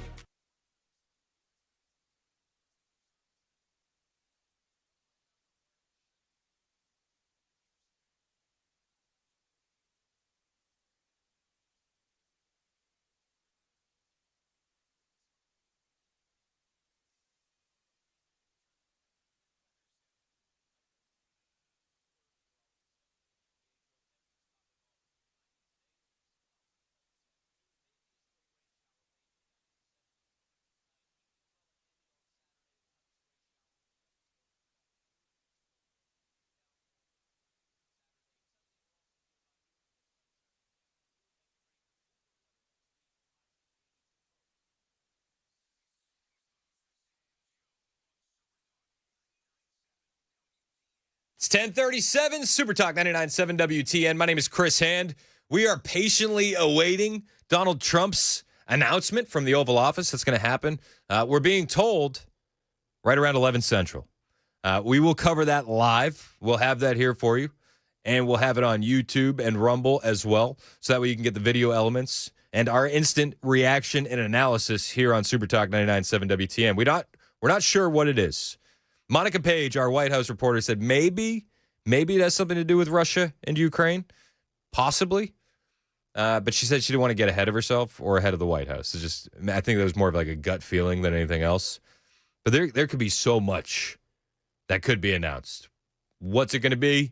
Your guess is as good as mine. We got a lot of news happening today. John Bolton being raided by the FBI. His office, his home. The agents parked on the grass. It was glorious. It's glorious. We'll have more updates on that throughout the day as well. And even without the Trump announcement, without the John Bolton raid, it's a big news day. There's a lot of stories that we need to get to and we need to cover. Let's start with an update on the illegal alien trucker who killed a family in Florida because he tried to do a U-turn across the highway. It was insane. He's in the right lane, and he goes across 3 lanes of traffic to cut through one of those emergency vehicle use only cut-throughs in the median of the highway. I was going to say, last time I checked, that's not an emergency vehicle. No, you're absolutely right. And you're not allowed to do that. You're not. Yeah, it's kind of illegal. Bit of a no-no. When they had that guy at the side of the road, they administered a couple tests. First was English proficiency. 2 out of 12. The second was road sign identifying, right? Like you had to identify the road signs. He got 1 out of 4. Smart Money says he could identify a stop sign. Not many of those on the highway. No. So it's a bit of a mess. Yesterday, Marco Rubio announced, and if you put this tweet on the screen for me, Marco Rubio announced, effective immediately, we're pausing all issuance of worker visas for commercial truck drivers. Good. He said the increasing number of foreign drivers operating large tractor-trailer trucks on U.S. roads is endangering American lives and undercutting the livelihood of American truckers. Amen. You're not just putting us at danger, but you're also stealing jobs from American truckers. That's an important aspect, which we're going to touch on here in a second. Because the other piece of news that was made yesterday was that the Trump administration, along with Rubio, will be reviewing all 55 million foreign visas in the country. I didn't know that there was that many people in the country with foreign visas. I didn't. I'd be honest. And maybe that was my own ignorance. I figured it was a big number. I didn't think it was 55 million. That's so many people. That's so many people. We talk about how you have to assimilate in this country. You have to get used to our customs, our culture. That's a key point of being here. How do you do that with 55 million people? It's insane. AP has the story on how they're going to review the visas, and AP is very disappointed, just to let you know. Very disappointed. Washington. The Trump administration said Thursday it's reviewing more than 55 million people who have valid U.S. visas for any violations that could lead to deportation, part of a growing crackdown on foreigners who are permitted to be in the United States. In a written question to the Associated Press, the State Department said all U.S. visa holders, which can include tourists from many countries, are subject to continuous vetting with an eye toward any indication that they could be ineligible for permission to enter or stay in the United States. Should such information be found, the visa will be revoked. And if the visa holder is in the United States, he or she would be subject to deportation. That's where we're at. I think that's a good thing. I do. But I'm hung up on the numbers. I am. If you have 30 million illegal aliens, and I think that's a conservative estimate, just to be honest with you, and you have 55 million visa holders, that's 85 million foreigners in America at a minimum. So that's 85 million non-American citizens living here, competing for housing, food, fuel, schools, while placing stress on our infrastructure, our hospitals, our communities, our schools, You get what I'm getting at, right? How many is too many? How many is too many? And are we allowed to ask that question? If you have 55 million foreigners on visas, you got another 30 million illegals, 85 million, on top of the 340 million population in the U.S., that's at least 1 out of every 4 people in America aren't Americans. 1 out of every 4 people in America aren't Americans. It's a bit insane. That's just me. I think that's a bit insane. J.D. Vance yesterday was giving a speech, and he was touting the progress in the big, beautiful bill. And he said some things that are factually true. Like 100%, he's not wrong here. He's not. But as we gear up for 2028, and we talked about it with Monica Paige, you're seeing J.D. Vance get this front-facing role, and a lot of us, including myself, have essentially coronated him. He's going to be the guy. But should we give it away that easily? Should we give it away that easily? You got 3.5 years left. The deportations aren't where they're supposed to be. And we have 55 million foreign visa holders with 30 million illegal aliens. So when I hear J.D. Vance say this statement, there's nothing wrong about what he says here, but there's a huge part of it that he's leaving out. This is J.D. Vance yesterday. If you go back 50, 60 years, what is the fastest period for blue-collar wages rising in the United States of America? It is the time that we are living in right now, thanks to the economic policies of Donald J. Trump. You know what the worst thing for people at the bottom of the income ladder is? It's when you flood the country with millions upon millions of illegal aliens and force our poor Americans to compete for jobs against low-wage foreigners who don't even have the legal right to be here. That is what destroys the wages and the livelihoods of people who are struggling in this country. We want to empower them to live the American dream. That's why we're protecting their jobs, lowering their taxes, and fighting to make their country safe again. I mean, I love it. I love the statement. There's nothing wrong with it, but I think that he omitted a huge factor of that. It's not just the people at the bottom of the income ladder that are battling for jobs with foreigners. Once you get out of that lower level income bracket, now you're in the middle class, and guess what? There's 55 million foreign visa holders that you have to compete with for jobs. Now, these are H-1B visa holders and the like, and they're taking your jobs as data analysts, programmers, HR specialists, you name it. They're not just giving away American jobs to illegal aliens and giving them low-income jobs. They're giving away American jobs via this visa program to foreigners. And while I understand that they came here legally, I have to ask, when is too much too much? At what point in this country do we say, you know what? We actually have a lot of great people living here. We have some great people in this country studying at great universities. They're smart. They're ready to go. When do we prioritize the American citizens for these jobs? I think it's an important question to ask. And again, there's nothing wrong with what JD said, but he's omitting a very large part of this. It's not just the lower income people that are dealing with it. It's middle and upper class. So I think that this is an important question. Before we coronate J.D. Vance, not just what are you going to do about the illegal aliens, but what are you going to do about the visa holders? And I think that we need to hold his feet to the fire on this. I love JD. I'm a JD guy. But you got 3.5 years. Should we be saying you're up next before he delivers us some real tangible results? Should we? You tell me. 615-737-9986. He was touting the success of the big, beautiful bill, and I'm a fan. But he's omitting a huge part of the story.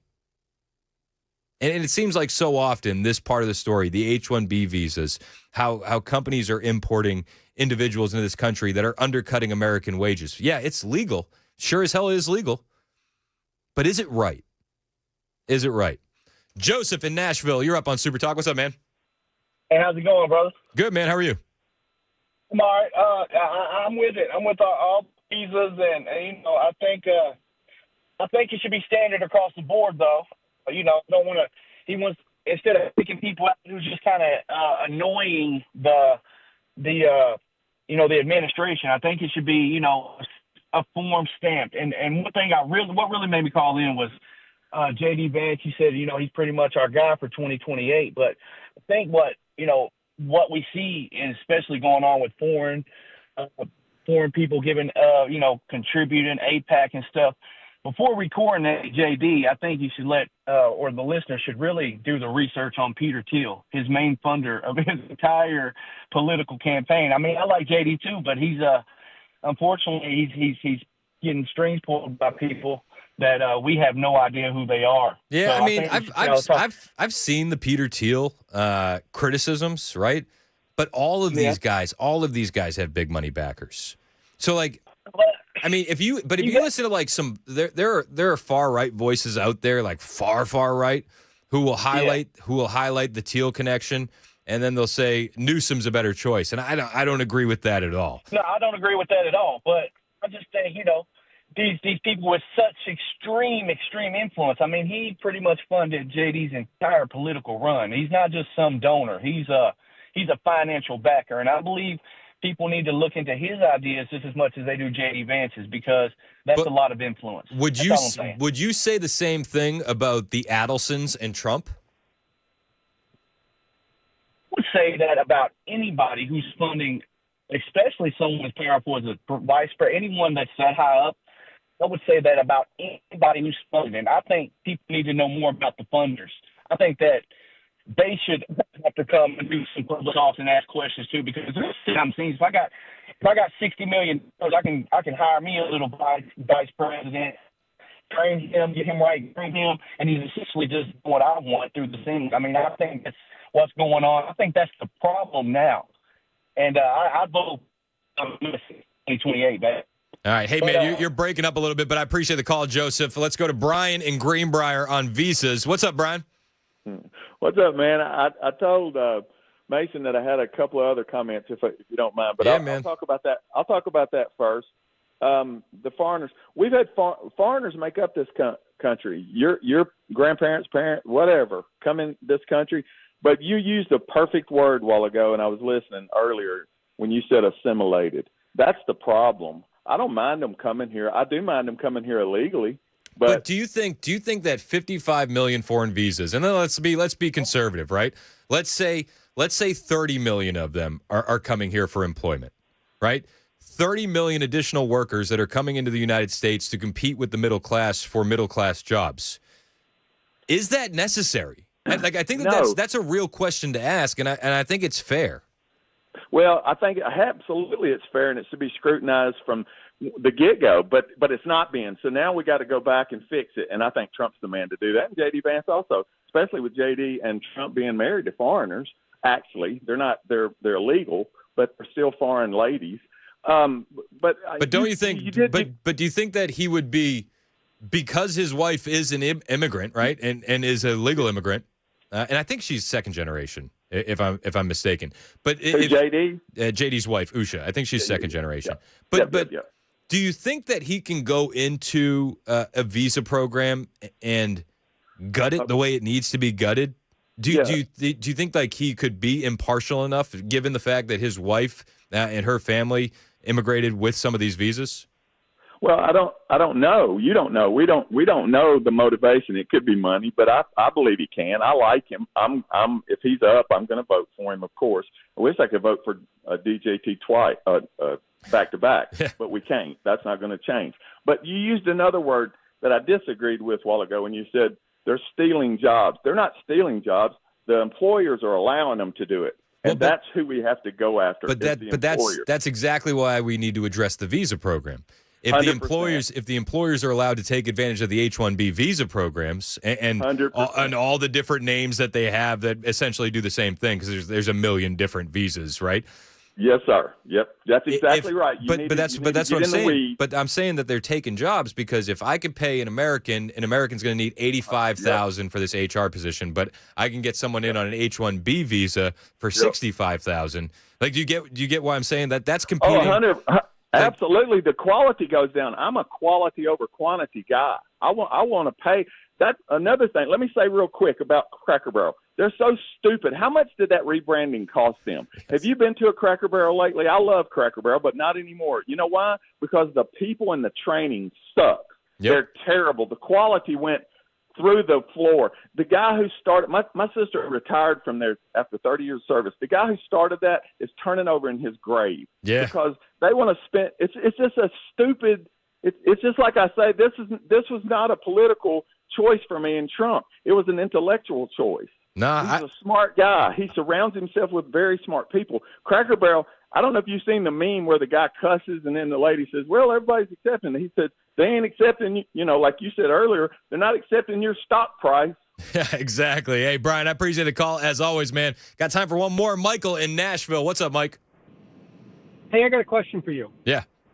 I can't tell you who I work for, but a lot of people I deal with are uneducated. And I'm not saying don't educate it, but our education is so bad that I sometimes have to go look for foreign people who are educated. Does that make sense? It can, yeah. I mean, we have a workforce that's more into gender fluid and other studies that we don't teach them skills to be hireable. So we have to import foreign labor? Well, we don't have to, but we kind of sometimes have to because we don't have much educated to the systems who can do math, can do these traits and skills we hire people for, right? So should we put a cap on it, or should we just say keep importing as many people as you can? We should put a cap on it. And force to do like they used to do. We start getting interns to put people back in our system to teach them what we want. Where would you cap visas at? If you were going to cap foreign visas, especially when it comes to employment, what number would you put on it? At a year? Just, per year. 800,000. 800,000. So within 10 years, we got another 8 million people in the country. Hopefully, we get people in the system. We don't have to do that anymore. Okay. I mean, hey, man, you're entitled to your opinion. I don't necessarily agree with it, but that's okay. That's what we're here for. 615-737-9986 if you want to join the conversation. We are waiting for that Oval Office announcement from Donald Trump. We'll carry it here live when it commences. It's Super Talk 99.7 WTN.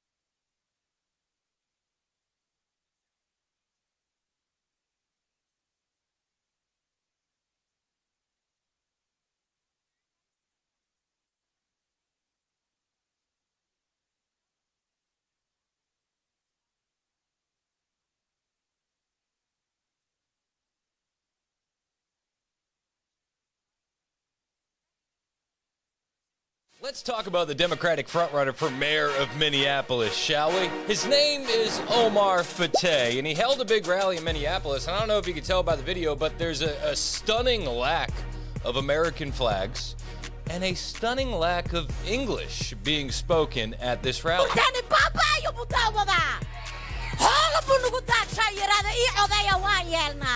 Now, the reason Omar is the front runner is because the last mayor, Jacob Fry, wasn't woke enough. As for cooperation with ICE, the answer is no. This is a guy who actually cried at George Floyd's golden casket. Still not woke enough. Now, the uproar online led to some great questions from one Charlie Kirk. I want to know what you think about it in the comments. Charlie says, how are these people bettering America? Does it look like these people in Minneapolis are assimilating to American culture? And then we have to ask a very important question. What is an American?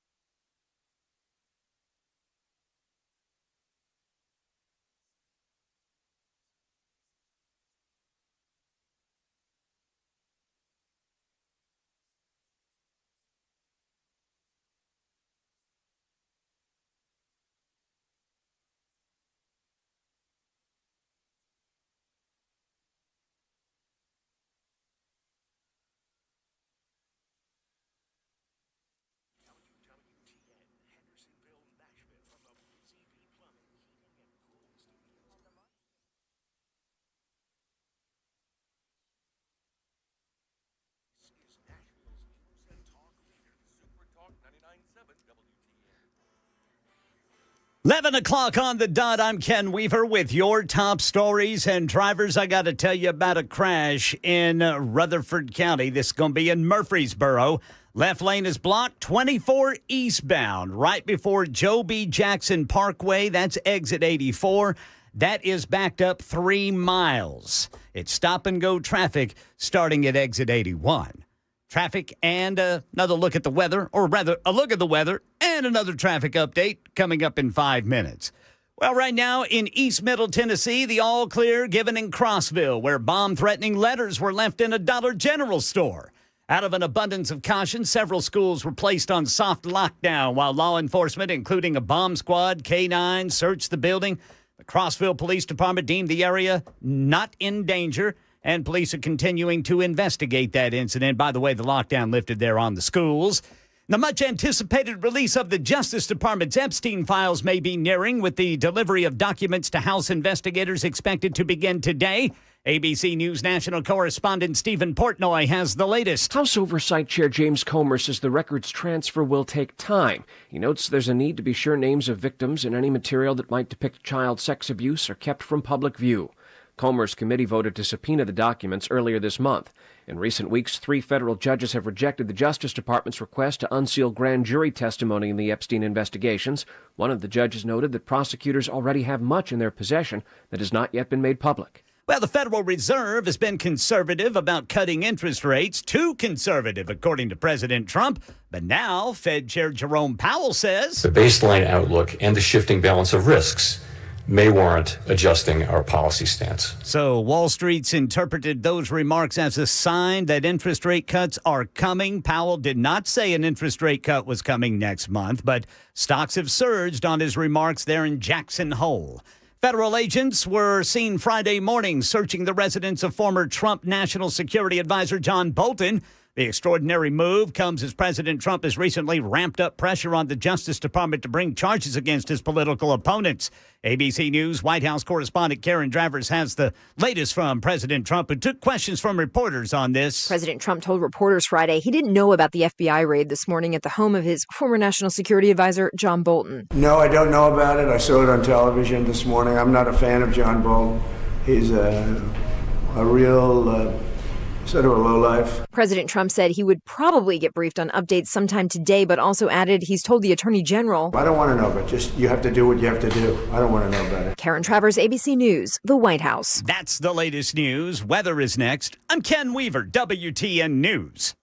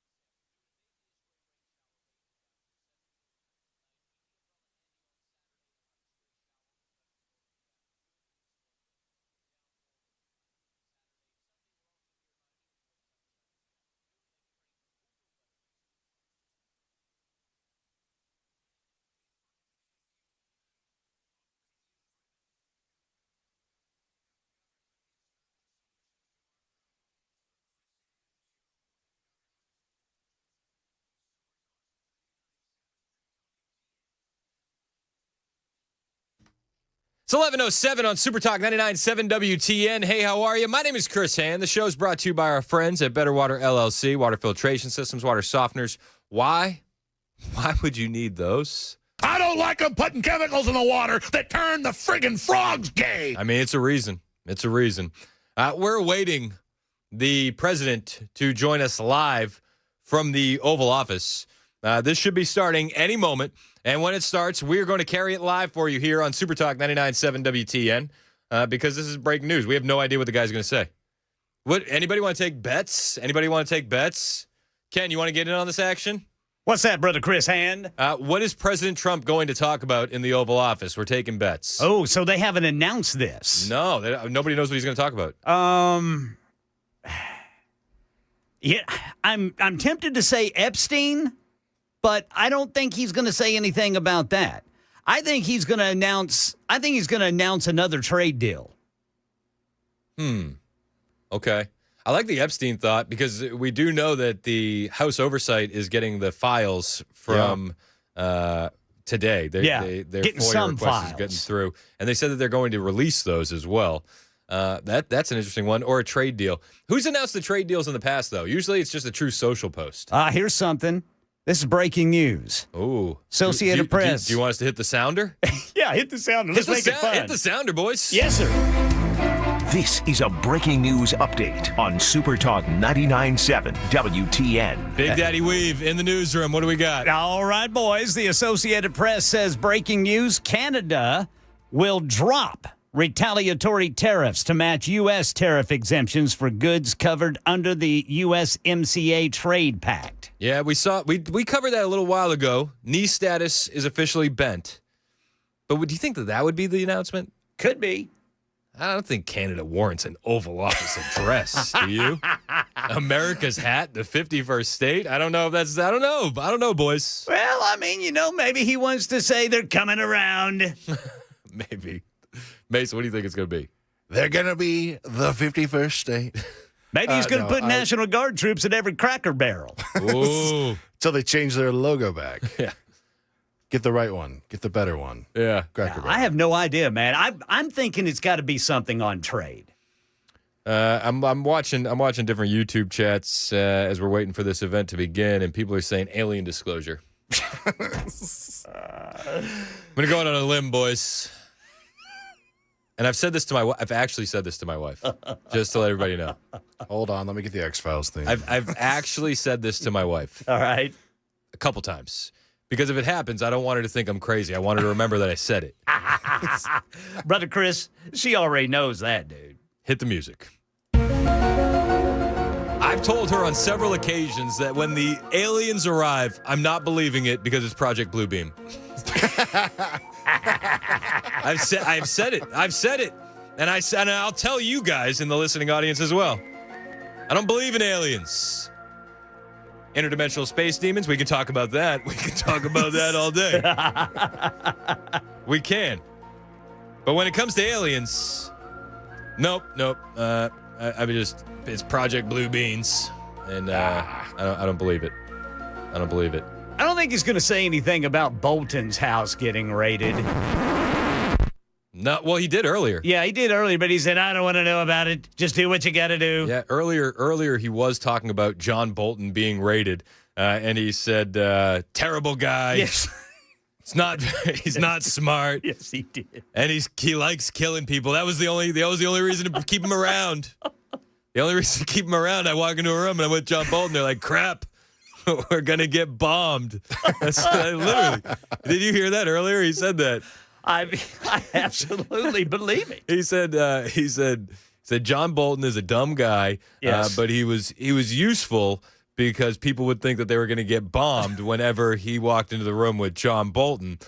This is Donald Trump earlier today reacting to the raid that happened on John Bolton's home and office. And just in case you're joining the show now, best part of the raid was the federal agents parked on the grass, which was just, it was, John Bolton seems like the kind of get off my lawn character, that you see in the TV and the movies. And we were on the grass and in the mulch and on the front porch. Oh my gosh, I hope they spun tires as they left. It was on purpose, man. It had to be.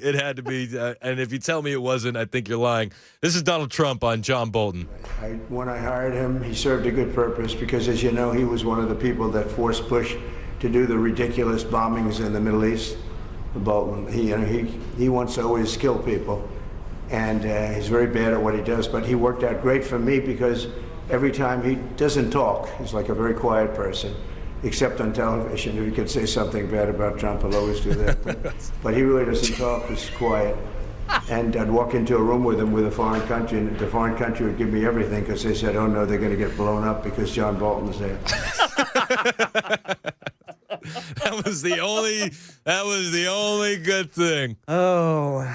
It's probably true. I mean, to be honest with you. It could be. There's a lot of truth in that message. He kept going, though. He's not a smart guy, but he could be a very unpatriotic guy. I mean, we're going to find out. I know nothing about it. I just saw it this morning. They did a raid.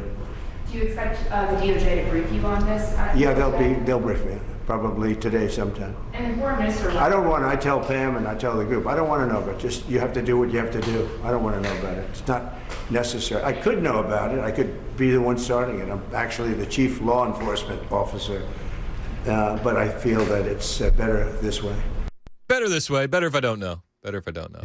He said the only good thing about him was when I walked in the room, people thought, crap, we're going to get bombed. I don't know. I mean, I'm sure he's going to take questions, right? Unless is it just a straight Oval Office announcement? I don't know. I mean, you know how Trump handles things, man. I mean, he'll take questions on anything. Very rarely does he just walk away. I think the first time in a long time was that joint press conference with Putin last week.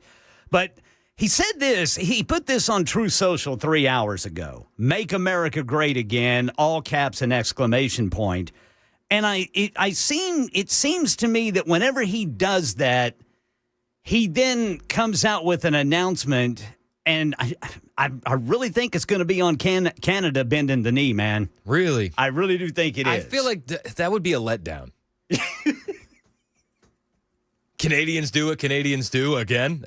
Is that the headline? Well, I mean, this gives him a chance, though. I think this gives him a chance to come out and say nice things about Canada now.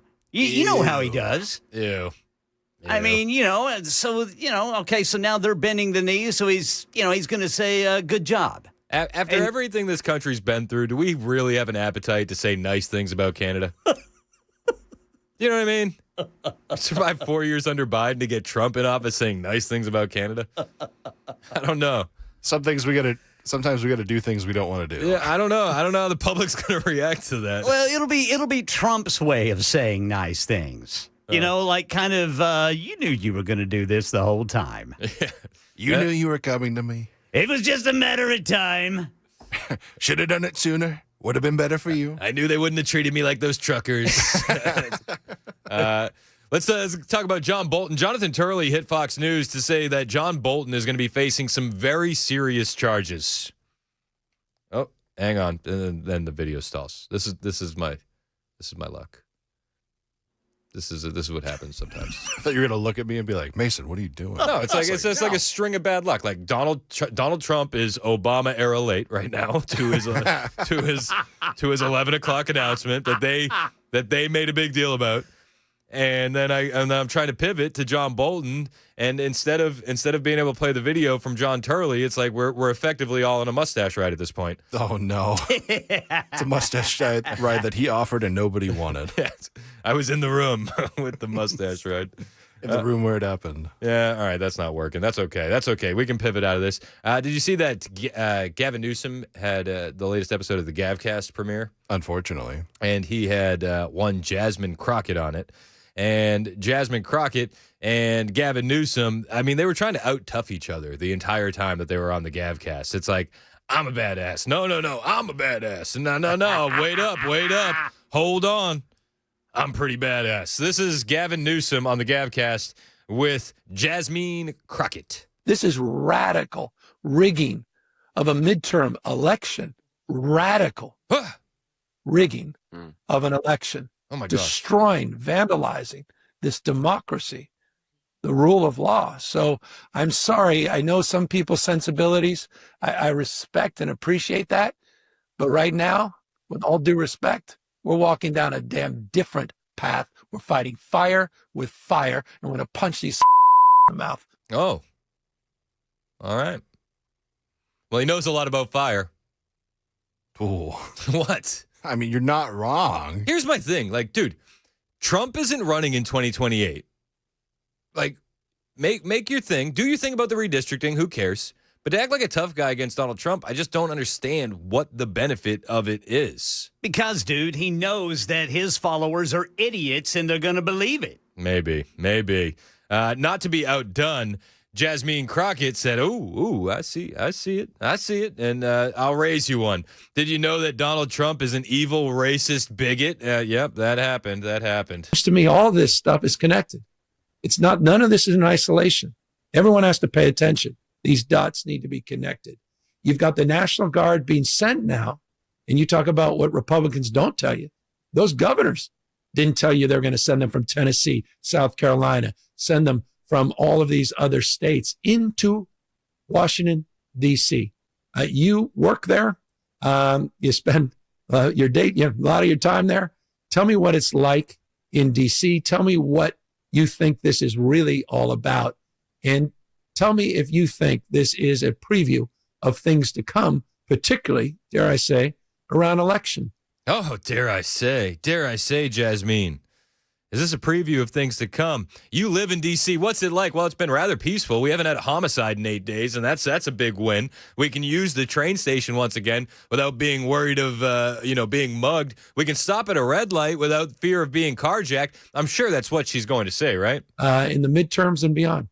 Yeah, so it's very dystopian to see. It's funny because I used to watch like The Handmaid's Tale, and I can't. Right. I never finished, and I can't watch it because it is too close to reality. Oh, my gosh. Here we go. A safe D.C. is dystopian. It's like The Handmaid's Tale. Okay. Is this? Yep. This is reality. It's The Handmaid's Tale. Yeah, got it. As she's a female congresswoman, and she's in the media spotlight all the time. She says that we're living in The Handmaid's Tale. Got it. And so what we're seeing is this militarization, and obviously it started in your state. That was kind of the testing grounds. Going to your state, going to a Black woman mayor's city first. And now we are in yet another Black woman-led city. And taking over. And to me, it goes again to the level of racism and hate that is constantly spewed out of this administration. Oh, I was under the impression that the only thing they had in common was the rampant crime and the lack of enforcing the law. But apparently that's not the case. It's because they were female Black mayors. Got it. That's Jasmine Crockett. She even goes a step further, and she diminishes ICE and says that ICE should only be an Uber driver, mind you, a fancy Uber driver, for illegal aliens to get them out of the country. I'm not sure what she's getting at with this, but let's listen to Jasmine. ICE, for the most part, is nothing but a ride. That's all they were supposed to do for the most part, right? It's like, you know what? This person is undocumented, or this person re-enters the country illegally, all the things, and then they have an ICE hold. And then ICE gets them so that they can then send them out. That's all ICE is supposed to do. Look at them as a fancy Uber driver for immigrants. That's all they're supposed to do. And now they're running into places and doing raids, and they're falling all over each other, injuring each other. Like, we are a joke, but it is a bad nightmare of a joke. And so I don't think that this president has any limits that he won't go to. Oh, got it. ICE is only supposed to be a fancy Uber driver picking up people with ICE detainers. You see, the issue is the sanctuary cities and the sanctuary states, ma'am, like California, where they don't honor those ICE detainers and they release those illegal aliens back onto the streets. And we see it in every sanctuary city, in every sanctuary state. Massachusetts, they're releasing child predators. People convicted of aggravated sexual assault of minors. Instead of being handed over to ICE, they're handed back to the streets. All ICE is supposed to be is a fancy Uber driver. Yeah, we agree. And if the local officials in these sanctuary cities and states would get on board, that's all they'd have to be. And we've said it time and time again. The Democrats make deportation enforcement all the more dangerous by not honoring those ICE detainer requests. That's on them. That's not on ICE. If you want ICE to be a fancy Uber driver, ma'am, then all you have to do is cooperate with ICE. Simple as. It's 11:22. This is Super Talk 99.7 WTN.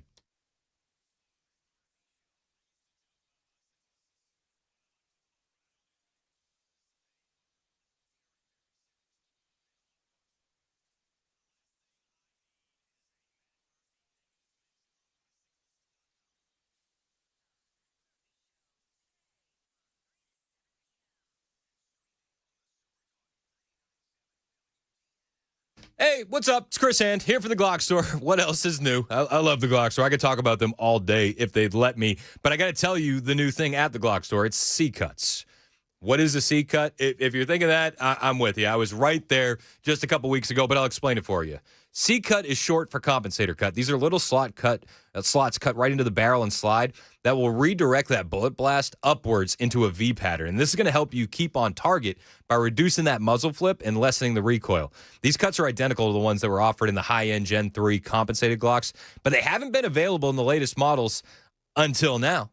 You see, the Glock store will compensate your Glock in 10 days or less, and you'll end up with a flatter shooting gun with less recoil. It's pretty incredible. And if you want to try before you buy, well, you can at the Glock store. You buy a sample bullet pack for $6.99, and then you can shoot your choice of a C-cut Glock, 17, 19, or the 43X. The C-cut makes a huge difference in all the models, but that 43X, ooh, baby.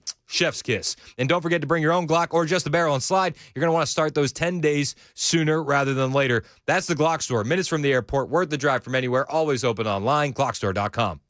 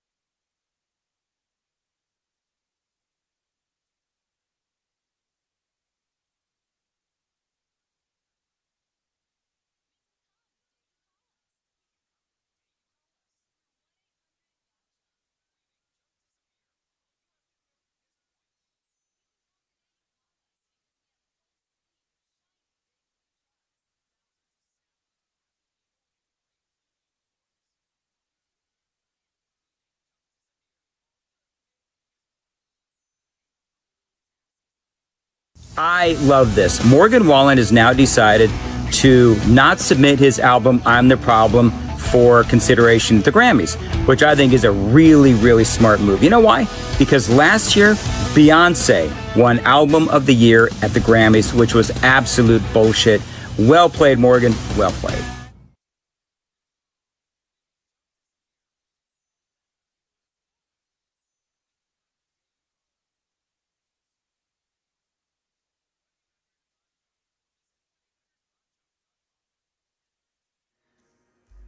More schools placed on lockdown due to threats of violence. A violent attack at the Parthenon has park visitors on edge, and News Channel 5 just put out a breaking news alert.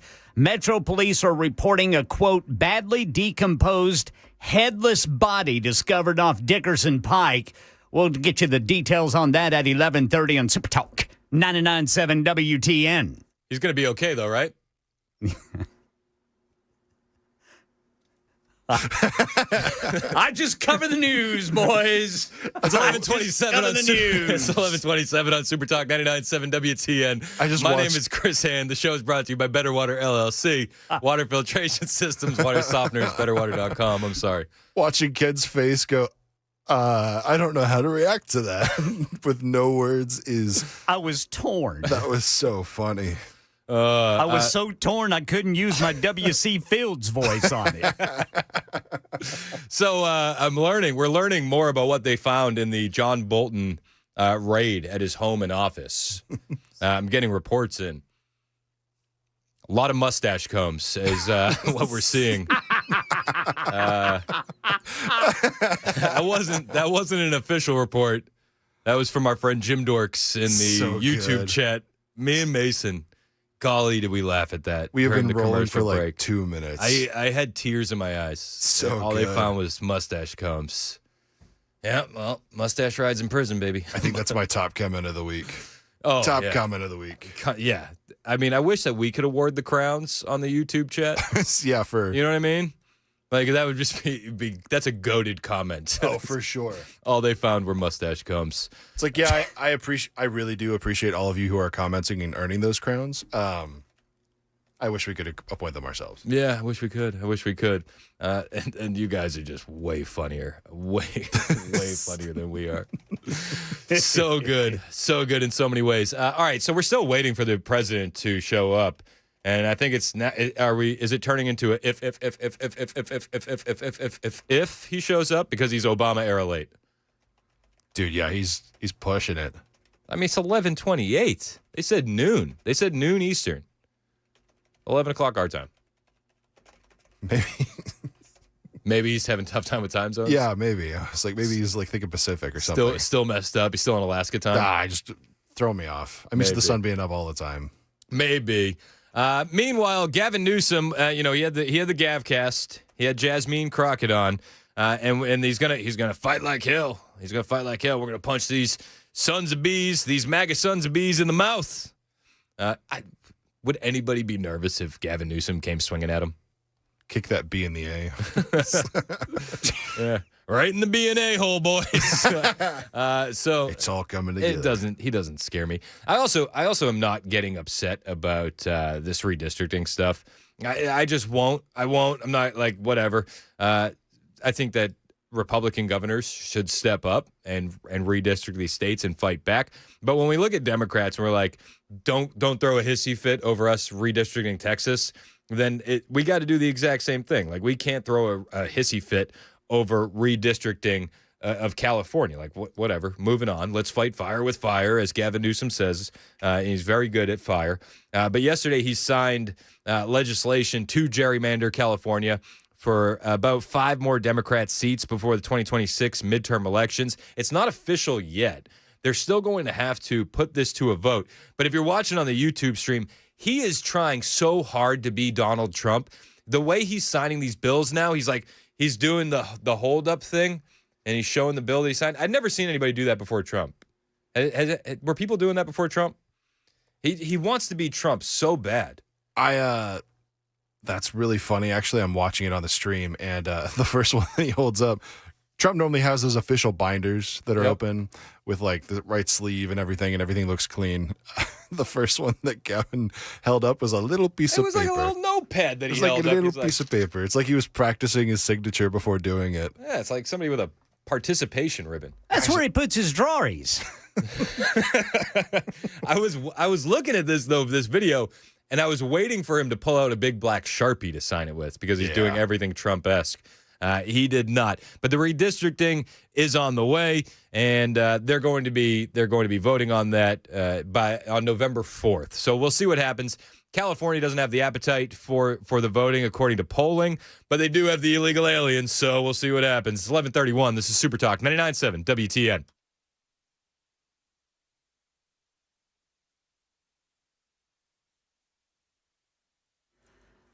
All right, drivers, still got that crash blocking the left lane in Murfreesboro. This is going to be 24 eastbound right before Joe B. Jackson Parkway. It is a 4-mile backup. The crash is at exit 84. Stop and go traffic starts at New Salem Highway, exit 80. There at Highway 99. Full forecast coming up in 5 minutes.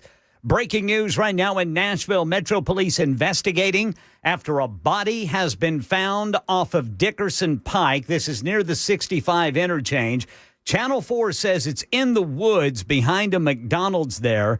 The body said to be badly decomposed and headless. More schools placed on lockdown due to threats of violence. Schools in Crossville in East Middle Tennessee put on soft lockdown after police say someone left several notes in a Dollar General store threatening to blow up the building.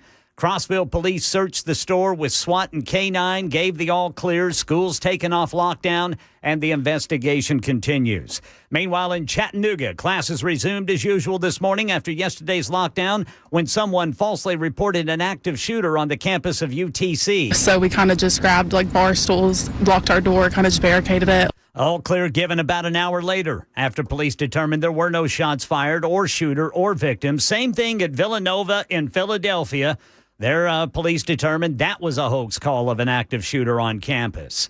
And a violent attack at the Parthenon here in Nashville has park visitors on edge. Here's Channel 4's Holly Thompson. Metro police say a man's accused of violently beating a stranger in Centennial Park, then threatening to kill the arresting officer and his family. Police say it began when the victim refused to play music on his phone for him. The guy started punching the victim and slamming his head into a pole. Police say he was found slumped over and bleeding. He was taken to the hospital, and we are working to find out how he's doing. That's the latest news. Weather's next. I'm Ken Weaver, WTN News.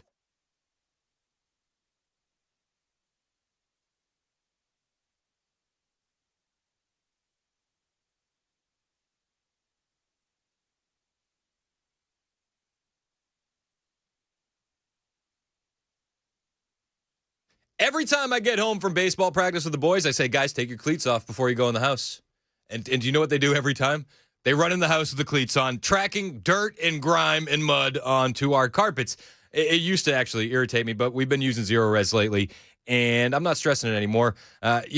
We got 2 dogs, 4 kids. We're going to have messy carpets, but with Zero Res, they come through and they clean them up, and then I got nothing to worry about. They clean it with their exclusive ZR water. No soap, no harsh chemicals, no residue, which means my carpets and upholstery are not just looking insanely clean, but they're going to stay clean longer. And then with the little kids, I don't have to worry about them sprawling out on the floor, rolling around, because the fibers are so clean. I'm not worried about what's in them. It's not just carpets. They do air ducts, tile, rugs, upholstery. And right now in August, you can get 3 rooms cleaned for just $109. That's a steal of a deal. Call Zero Res Nashville today. Tell them that Chris Hand sent you. 615-535-9376. That's 615-535-9376. Or find them online, ZeroResNashville.com.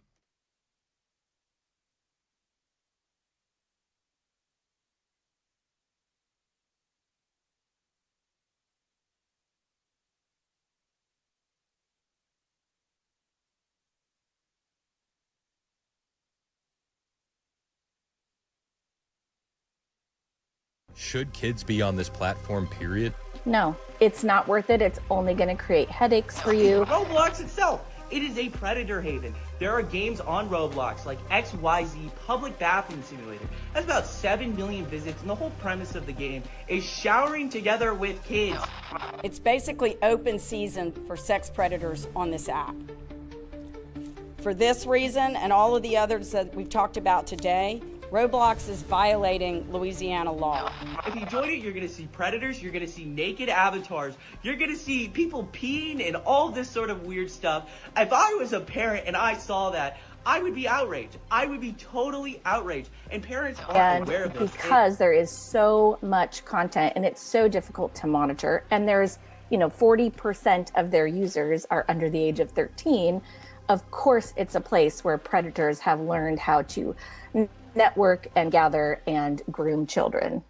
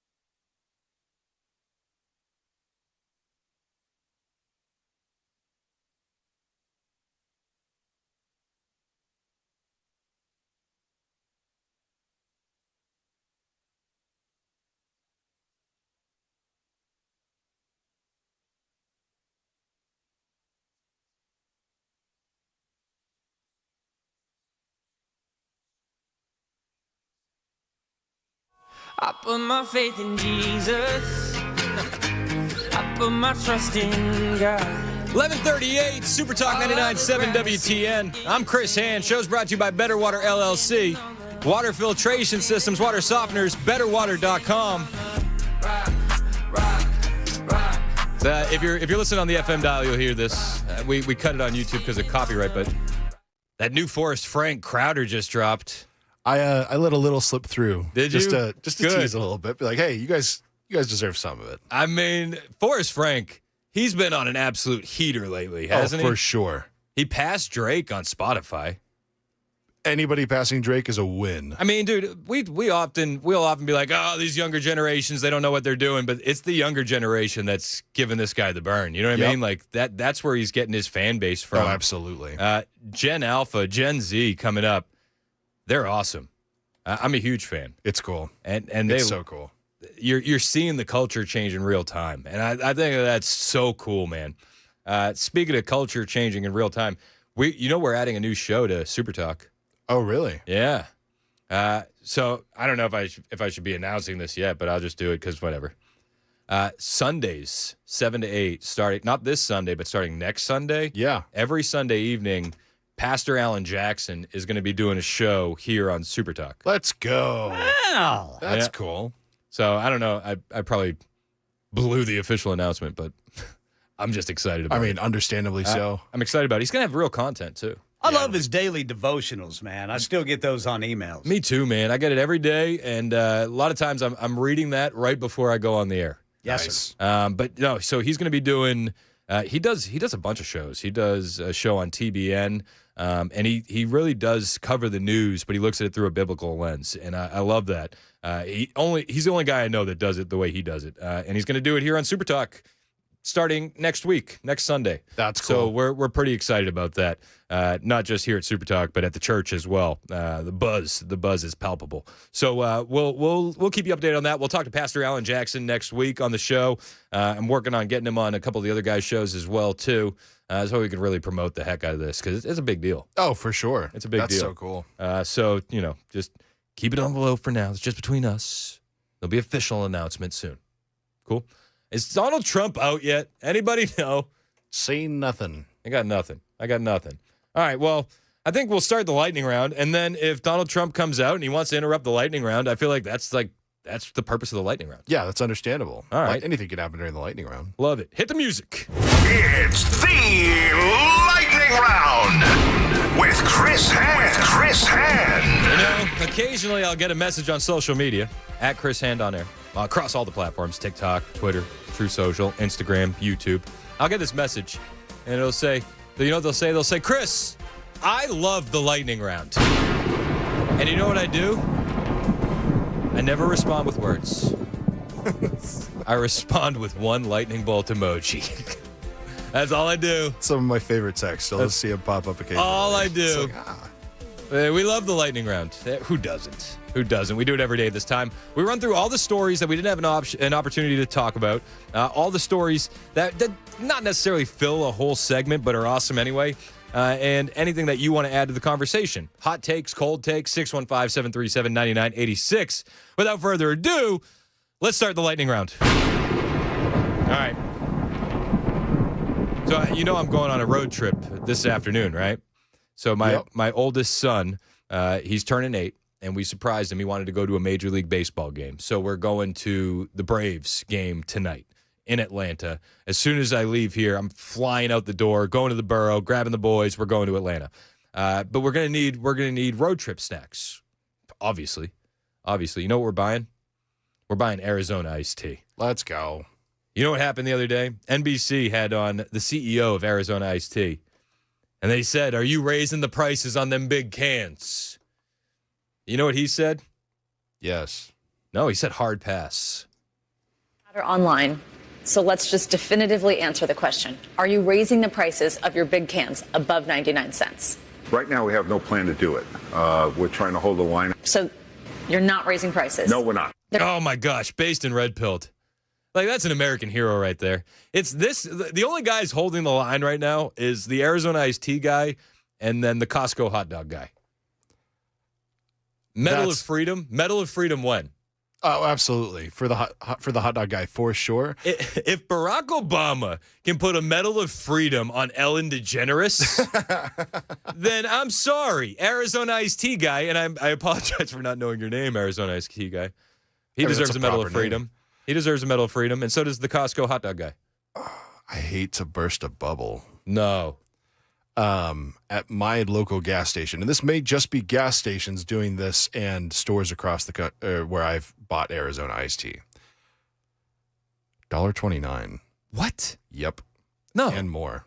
No. I've seen cans with the $1.29 label on. You're getting gouged. I know. You're getting gouged. But not recently. This has been going on for like 2 years.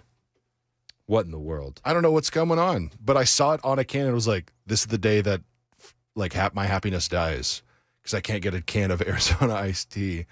Well, the next time you go in there, I'm looking. I'm going to send you this clip on Twitter. Oh, next time you go to that gas station, you need to go up to the counter and be like, bro, what is the deal? Because what's going on? Look at this video evidence here. You're gouging me. It obviously says 99 cents. He said it was supposed to be 99 cents. Why am I paying $3 for 2 cans? Where's the disconnect? I'm confused. You need to call Shenanigans. Oh, I've called Shenanigans so much. Yeah, Shenanigans! They need to be called. Absolutely. We need to hold these people accountable. I'm here for it. All right. State of Tennessee, this is ridiculous. Ridiculous. We're not happy about this. You know, I was like, maybe you're just pretending to be dumb. Now I don't think it's an act. Yeah, no, these guys are dumb. They're raising the prices on. You know what? I hope you guys find 99-cent cans and bring happiness back to America. Yeah, bring it back. All right. Got another story for you in the lightning round. Woo, boy, this one is spicy. Let me just put it this way. If I read what I'm about to read on the air and it was my own original thought and statement, I'd probably be fired from the radio station. Let me just preface it with that. Okay? Yet this woman, who is a door knocker for the Democratic governor of Virginia, not being canceled by the Democrat Party. What's going on? Well, I'll tell you. Winsome Sears is a black Republican female. She's running for governor in the state of Virginia, the Commonwealth, should I say, the Commonwealth of Virginia. And a lot of the liberals don't like her. So they show up to protest whenever Winsome Sears is around. Got it? Got it. Well, one protester decided, I'm going to make a sign. You know, they all do that. They all make signs. But the issue was what she wrote on the sign. If you're watching on the stream, you can see it for yourself. Elderly woman, clearly progressive. The sign is outlandish. If you're listening on the FM dial, I will read you what is on the sign. But I have to preface it with, this is on a sign. I'm not saying it. So people will clip it out of context, right? Yeah, we do not agree with what is on this sign. But it is kind of funny at the same time.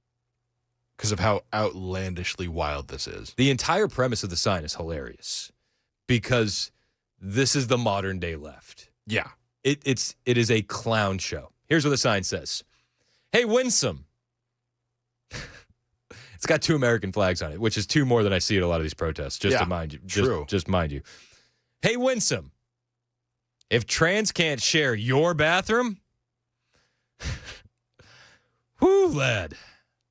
Yeah, then, take a breather. If trans can't share your bathroom, then blacks can't share my water fountain.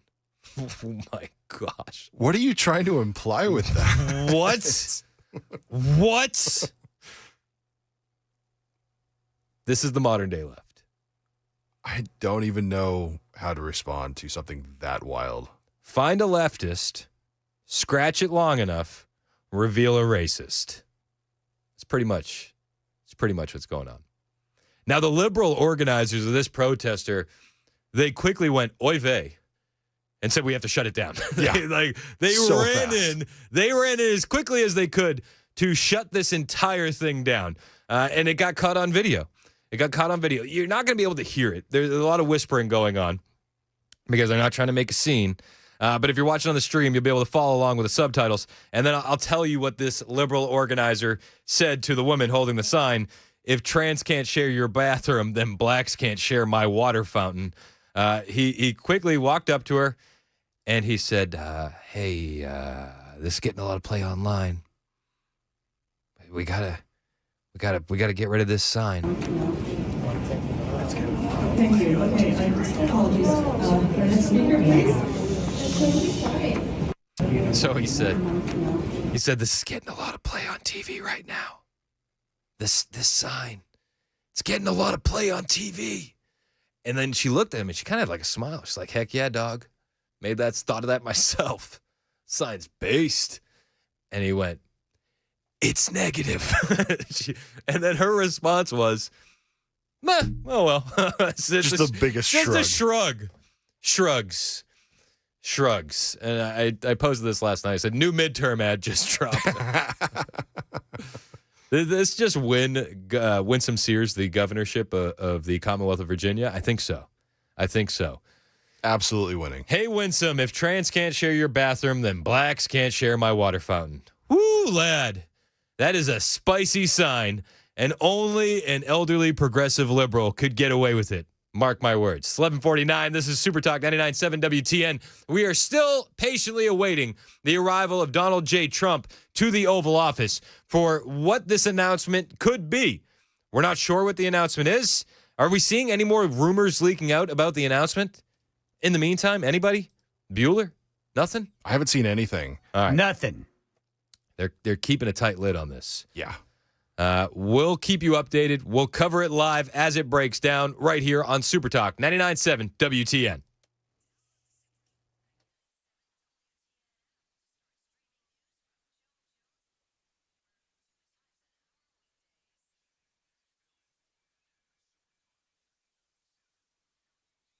Hey, what's up? It's Chris Hand inviting you to Bobcat Dirt Days. It's happening on Friday, September 12th from 10 to 3 at all the Bobcat locations in Tennessee, and it's going to be awesome. Brought to you by your regional Bobcat compact equipment dealers. It's their way of saying thank you to the construction and land moving pros who keep our communities growing. Now, there's going to be attendance prizes all day, 10% off all in-stock genuine Bobcat parts, and 1 extra day free on all weekly machine rentals booked by September 30th. You'll be able to test your skills in the Operator Skills Contest for a shot to win big, plus snacks and drinks on Bobcat, so swing by on your break and refuel. Bobcat has grown to 7 Middle Tennessee locations and 1 in Bowling Green, and they're offering this party, this celebration at all of those locations. We want to see you there. I'll be broadcasting live from the Laverne location from 9 to noon. That's the Nashville store on September 12th, and I definitely want to see you there to check out the gear, the experience. It's Bobcat, one tough animal. Details online, bobcatgdn.com.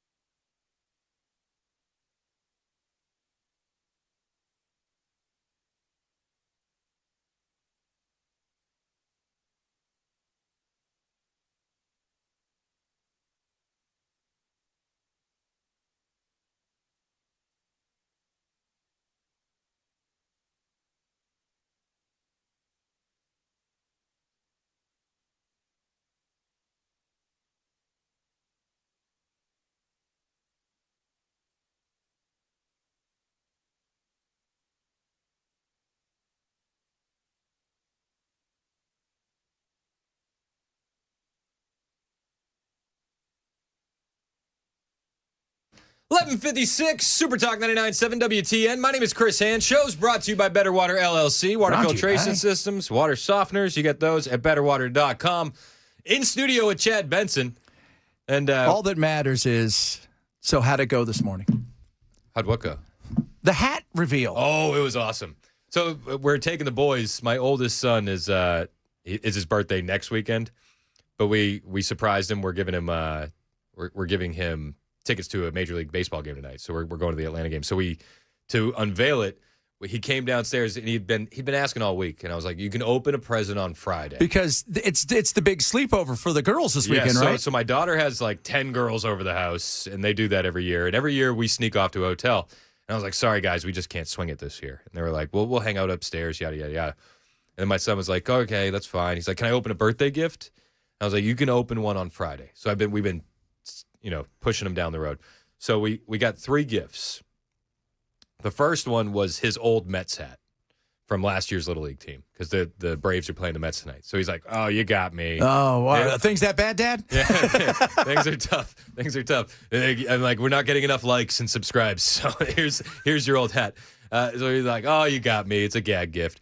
And then the next one was the Braves hat. He's like, "Oh, cool, a Braves hat." I said, "All right, now go in the closet." And there's something in there, and it was a new backpack. There's this like baseball drip stuff all the kids are doing. I don't know anything about it. My wife is more tuned in. So he's like, "Oh, sick." He's like, "This is awesome." And I said, "Open it up." And we already had it packed.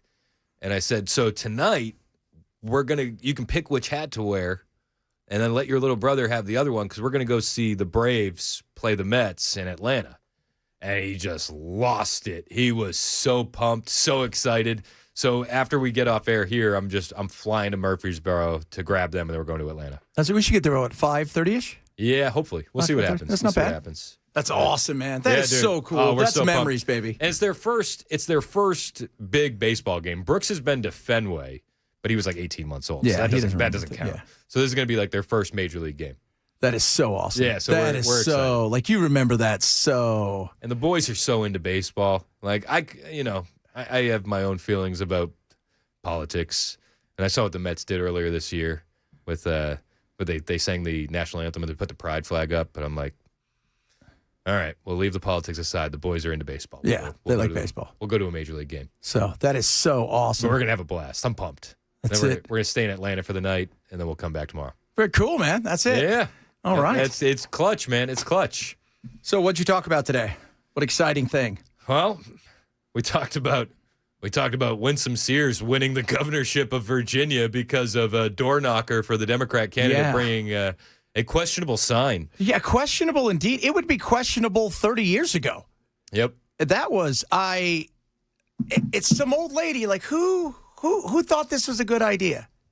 And I would be willing to bet she lived through segregation. There's a good chance. Yeah. And she's in an area where, let's be real, there was some issues. To say the least, man. I can't believe that.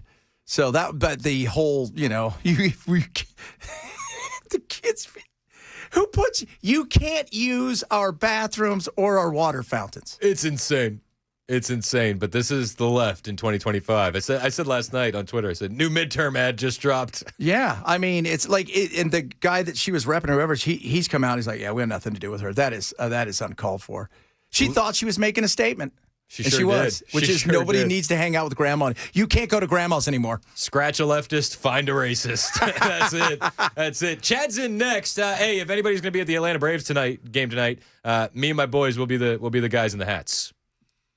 That should be easy to find. Yeah, I stole that from Matt Murphy, as I do with many of his good lines, and I tend to not give him credit, but I'll give him credit this time. Give him credit. You have fun tonight, man. I will. Appreciate you guys. Have a great weekend. Chad's in next. It's 12:01. This is Super Talk 99.7 WTN.